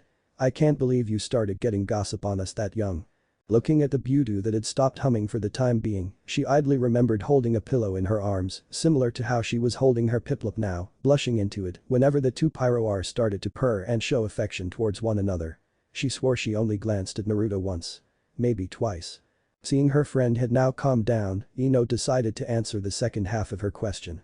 "As for why we were humming it, I remember reading in a book somewhere that grass Pokemon are affected by sound and that it can both beneficial and a hindrance to their growth depending on the sound that is used. I thought that by humming and singing some happy tunes to my Mewtwo, she would grow into a big strong Roserade one day." Dawn couldn't help but be impressed with her friend, already thinking of ways to make her Pokemon stronger even before they had started their journey. Maybe she should have a quick look through her own books again to see if she could find anything to help her raise her own Pokemon. "You hear humming Hakuna Matata, weren't you?" "Yeah, it's a wonderful phrase." Ino turned to Dawn, giving her a friendly smile. Dawn quickly caught on to her plan. "Hakuna Matata ain't no passing craze." Mewtwo quickly started to hum again, quickly remembering what part of the song they were singing. Piplup was quick to follow suit once he had learned the tune. "It means no worries for the rest of your days." Ino and Dawn started to skip to the tune that they were singing, taking note of Shikamaru, who was dozing to the side of the road under a tree. "It's a problem-free philosophy." Shikamaru woke with a start when they raised their voice. He let out a grumble when he saw the source of the commotion. "Hakuna Matata." Ino and Dawn let out a laugh as they continued to sing the song down the road, their Pokemon happily singing along with them. "What the matter with them?" Shikamaru quickly realized his mistake in talking when both females turned around to face him, both smirking. "Nothing. What's a motto with you?" Both girls let out another laugh as they continued on their way. Shuppet, who had been hiding in the shade of the tree, quickly drifted through Shikamaru, sending a large shiver through his spine. Seeing the ghost Pokemon large grin before him, he immediately knew what it was planning. Shuppet Piet. And there it went, singing as loud as it could. Shikamaru let out another sigh, laying down and trying to block out his Pokemon singing. There was only one thing he could think of though with all this noise. Troublesome girls. It didn't take long for Naruto and Shino to make their way back to Naruto's original campsite. Considering how far they had traveled and the time it took them to get to the lake, Shino thought it wise to hurry back without taking the time to battle Pokemon along the way, much to the chagrin of Naruto. As soon as they had arrived they set down their pack and went about setting up the fire to cook a late lunch. Man, I'm starving. Why couldn't have we at least stopped for a bite to eat? Or maybe a battle or two, the berries back there look so tasty. Shino let out a sigh as he arranged the wood in the fire pit, preparing to heat the leftover stew he had in his backpack. He didn't mind Naruto's company honestly, but when he started to complain it usually didn't end until something new occupied his attention. And with the fast pace he had set in order to get back to the campsite as soon as possible, and his own quiet personality, Naruto didn't really have much to occupy himself with. It didn't help that Kurama seemed to be in a sour mood this morning. Perhaps I should ask my Pokemon about their conversation this morning. It is the most likely event to have caused this. Yes, but in the time it would have taken us to safely build and prepare a fire, we would have already arrived here and started cooking. Not to mention the chance of our food attracting some unpleasant company that deep in the woods. Looking over to where Naruto was now grumbling to himself, he added, not to mention that you insisted we stop twice. Once for a toilet break and once to chase after some random Pokemon. Why was that so? Naruto nervously laughed at Shino's inquiry. Well you see I thought I saw this shiny Bidoof before, it was a darker shade of brown and everything. But when I managed to catch up to it it just shook of a layer of dirt that was on its fur. Shino let out a sigh, something he noted he seemed to do more around his hyperactive friend as Naruto nervously scratched the back of his head. Deciding to correct his friend's error before it happened again, Shino decided to ask Naruto another question. Naruto, what made you think that Bidoof was shiny? Well, in the textbooks in the academy they had an example of a shiny Bidoof, remember? Side by side. Did you read the text beneath it to determine which of those two were shiny? I thought so. Oh. So the lighter colored one was shiny. I got it now. Next time I won't make that mistake, Dadabeo. Yes, next time. Shino briefly considered mentioning the probabilities of shiny Pokemon being born and surviving in the wild and the fact that poachers had scared most of those that did survive into hiding. But he really didn't want to get into an argument, resulting in Naruto swearing to catch a team of only shiny Pokemon. Every scenario he ran through his head resulted in that conclusion, so he kept quiet about it. Better than Naruto running around the forests of Twinley for the rest of his life looking for a shiny Starly. Anyway, let's get some lunch ready. Hey Kurama, could you please light the fire for us? Kurama looked up from his little shelter off to the side, walking over here as soon as they arrived so he could think some more. He wanted to argue and ignore Naruto's request, but a mixture of his promise, the mental exhaustion from the argument with Sasuke and Ninkata, and his own hunger made him decide otherwise. Walking over to where Shino had just finished setting the wood, he let out an underpowered ember to light the kindling. His job done, he moved back over to his spot to think some more on Sasuke's words. Oh well, thanks Kurama. Kurama let out a snort before resting his head on his paws. Of course he would be surprised by something like that. Meanwhile, Naruto was a bit shocked that Kurama didn't put up a fuss this time. Normally he would in some way make his displeasure known. The hopeful side of him wanted to believe that Kurama was finally warming up to him, but the rational side betted more on something else, causing the little fox Pokemon to do so. Still, he didn't put much though into it. No point in wondering these things if he wasn't going to get an answer from him. Seeing as it will still be a while before we can eat, why don't we discuss ways to improve our battle strategies? Why? You have always been a better battler than me in general, and I could learn a lot from you in that regard. However, you need more tact and logical reasoning when you are both in and out of a battle, something I may be able to help you with. Naruto nodded at Shino, running over to his backpack and pulling out a small notebook. Great idea Shino. I'll get you to look over some of the ideas I had come up with while I have been out here. A second opinion will be great. You already have a notebook of strategies. Hey. I can be smart when I want to be. Only when it regards Pokemon battles it seems. Shut up, Tabeo. So what do you think, blue ribbon or pink flower for her ear? Ino hummed as she looked at Sakura's Teddy Ursa, debating what would look best on the little bear. While she was still going for the win when they began their contest circuit, she would not let her friend down and make a bad fashion call on purpose. Nothing would be worse than a stale look on stage, at least in Ino's eyes. I would probably lean towards a pink ribbon or the flower like you said.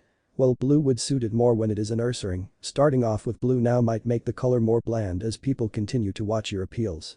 So stick with pink until she evolves, then switch her to a blue palette. Ino shifted her eyes to Dawn who was sitting alongside Hinata, who was watching her Ralts quietly listen to Piplup, who seemed to telling some grandiose tale with how he was waving his flippers around. That sounds about right.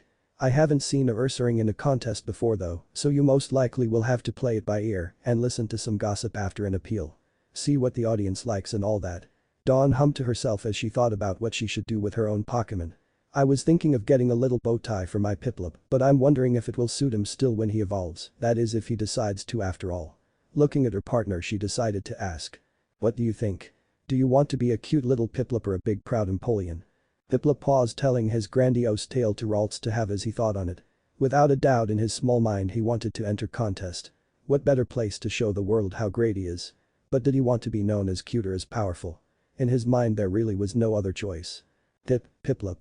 Nodding his head he flexed to get across his point, standing on his toes to increase his height as best he could.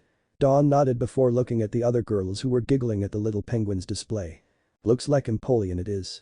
Seems like he's too proud to be cute. Dawn and the girls let out another giggle as Piplup returned to telling its story to Ralts. After managing to finally calm down, Ino turned to Hinata. She started to comb the hair of her Pokemon as she listened intently to Dawn's own Pokemon, in awe at the tale that the penguin was spinning. She was actually curious about what Hinata wanted to do. She was still too shy to stand on a stage, that's for sure. However, battling didn't seem like what Hinata wanted to do either. What about you, Hinata? Are you going to do the contest route like the rest of us? Or are you going to join most of the guys and do the gym battles? The attention suddenly focused on her. Hinata let out a small eep before calming down. She thought she was past that. Honestly, she had been thinking about it this entire time and she still was not sure what she wanted yet. Well, I'm not really sure. My father wants me to become a trainer, but I think that's more because of the rivalry between him and his brother. The same goes for mother. She wants me to become a coordinator to get bragging rights between our parents. I really don't know what to do. Hearing her friend's dilemma, Dawn let out a sigh. Honestly, she had for a time considered becoming a trainer to relieve herself of the burden of trying to step out of her mother's shadow, but damn it. She loved contests and she was sure as hell not going to let it drag her down. Just as she was about to say something, Sakura beat her to the point. Well, just ignore them, Hinata. They aren't you, so they shouldn't be trying to force a decision onto you. I know they probably don't mean it, at least your mother I think, but you need to grow some backbone and make a decision for yourself. Dawn bristled at Sakura's fairly blunt response, but simply put she was right. Sakura's right in a way. Just forget what they want and do what you feel is right. Dawn actually paused for a second to think. Actually, come to think of it, all the girls in our class are aiming to become coordinators, aren't they? All the girls paused to digest this information. That was right. Out of their entire class, no girls were currently aiming for the Lily of the Valley conference. They all were becoming coordinators to appear at the grand festival. Looking at her friend, she decided to ask, is that why you are not sure? Maybe. I guess I just don't like the idea of hurt my friend's chances at contests, since there can only be one winner per contest. All the girls nodded at that. The amount of ribbons available were limited and it resulted with some coordinators having to double back on their route in order to enter a contest in the same town, but a few weeks after the fact there was never a guarantee of getting 5 ribbons. There were years in the festival where there were hundreds of entries, while some years they didn't number more than a few dozen. Compared to the gym system in which it was usually a one-on-one battle for that gym's badge, there were always more trainers at the conferences in comparison. As far as Dawn could remember, there was never a conference that didn't have at least 3 preliminaries to drastically cut down the competition to manageable levels. Well, I think that's you answer then. Become the first girl in a class to do the gym league. Why not beat the boy while you're at it? Ino let out a laugh at the thought of Kiba, Sasuk and Naruto all being beaten by the sweet Hinata. It was too good to pass up. But Naruto is doing the gym battles. I don't want to hurt his chances either. Ino face palmed at that. Of course she would want Naruto to do well. Thankfully Dawn was quick to come up with a response. Hinata, you do know Naruto loves battling, right? While he might get a bit down after losing a battle, he will use that as an excuse to train even more. Just think, by beating Naruto in a battle, you will be helping him. He would probably thank you for that. Dawn really didn't like the idea of playing her friend like this, but sometimes it was necessary to help boost her confidence. She just had to be careful Naruto didn't become too thankful. Hinata blushed at idea of Naruto thanking her. Maybe he will even kiss her. She let out a small squeal at the idea while hugging Ralts. Yes. She will become a trainer that Naruto could rely on to push him to his limits. Seeing Hinata lost in her own world, the 3 remaining friends let out a sweat drop at how Hinata was talking to herself. Well, I think it's safe to say what she will be doing now, Sakura said as she watched as Hinata squeezed her Pokemon. Poor thing was confused. Hinata was letting out so many positive emotions yet here she was with a life being squeezed out of her. Hinata, your Pokemon. Hinata paused for a second and looked down at her Ralts, who had just started going blue in the face. Quickly releasing her she panicked. Ah. Ralts, I'm so sorry. Please forgive me. The little Pokemon took a second to catch its breath before signaling a positive to her trainer.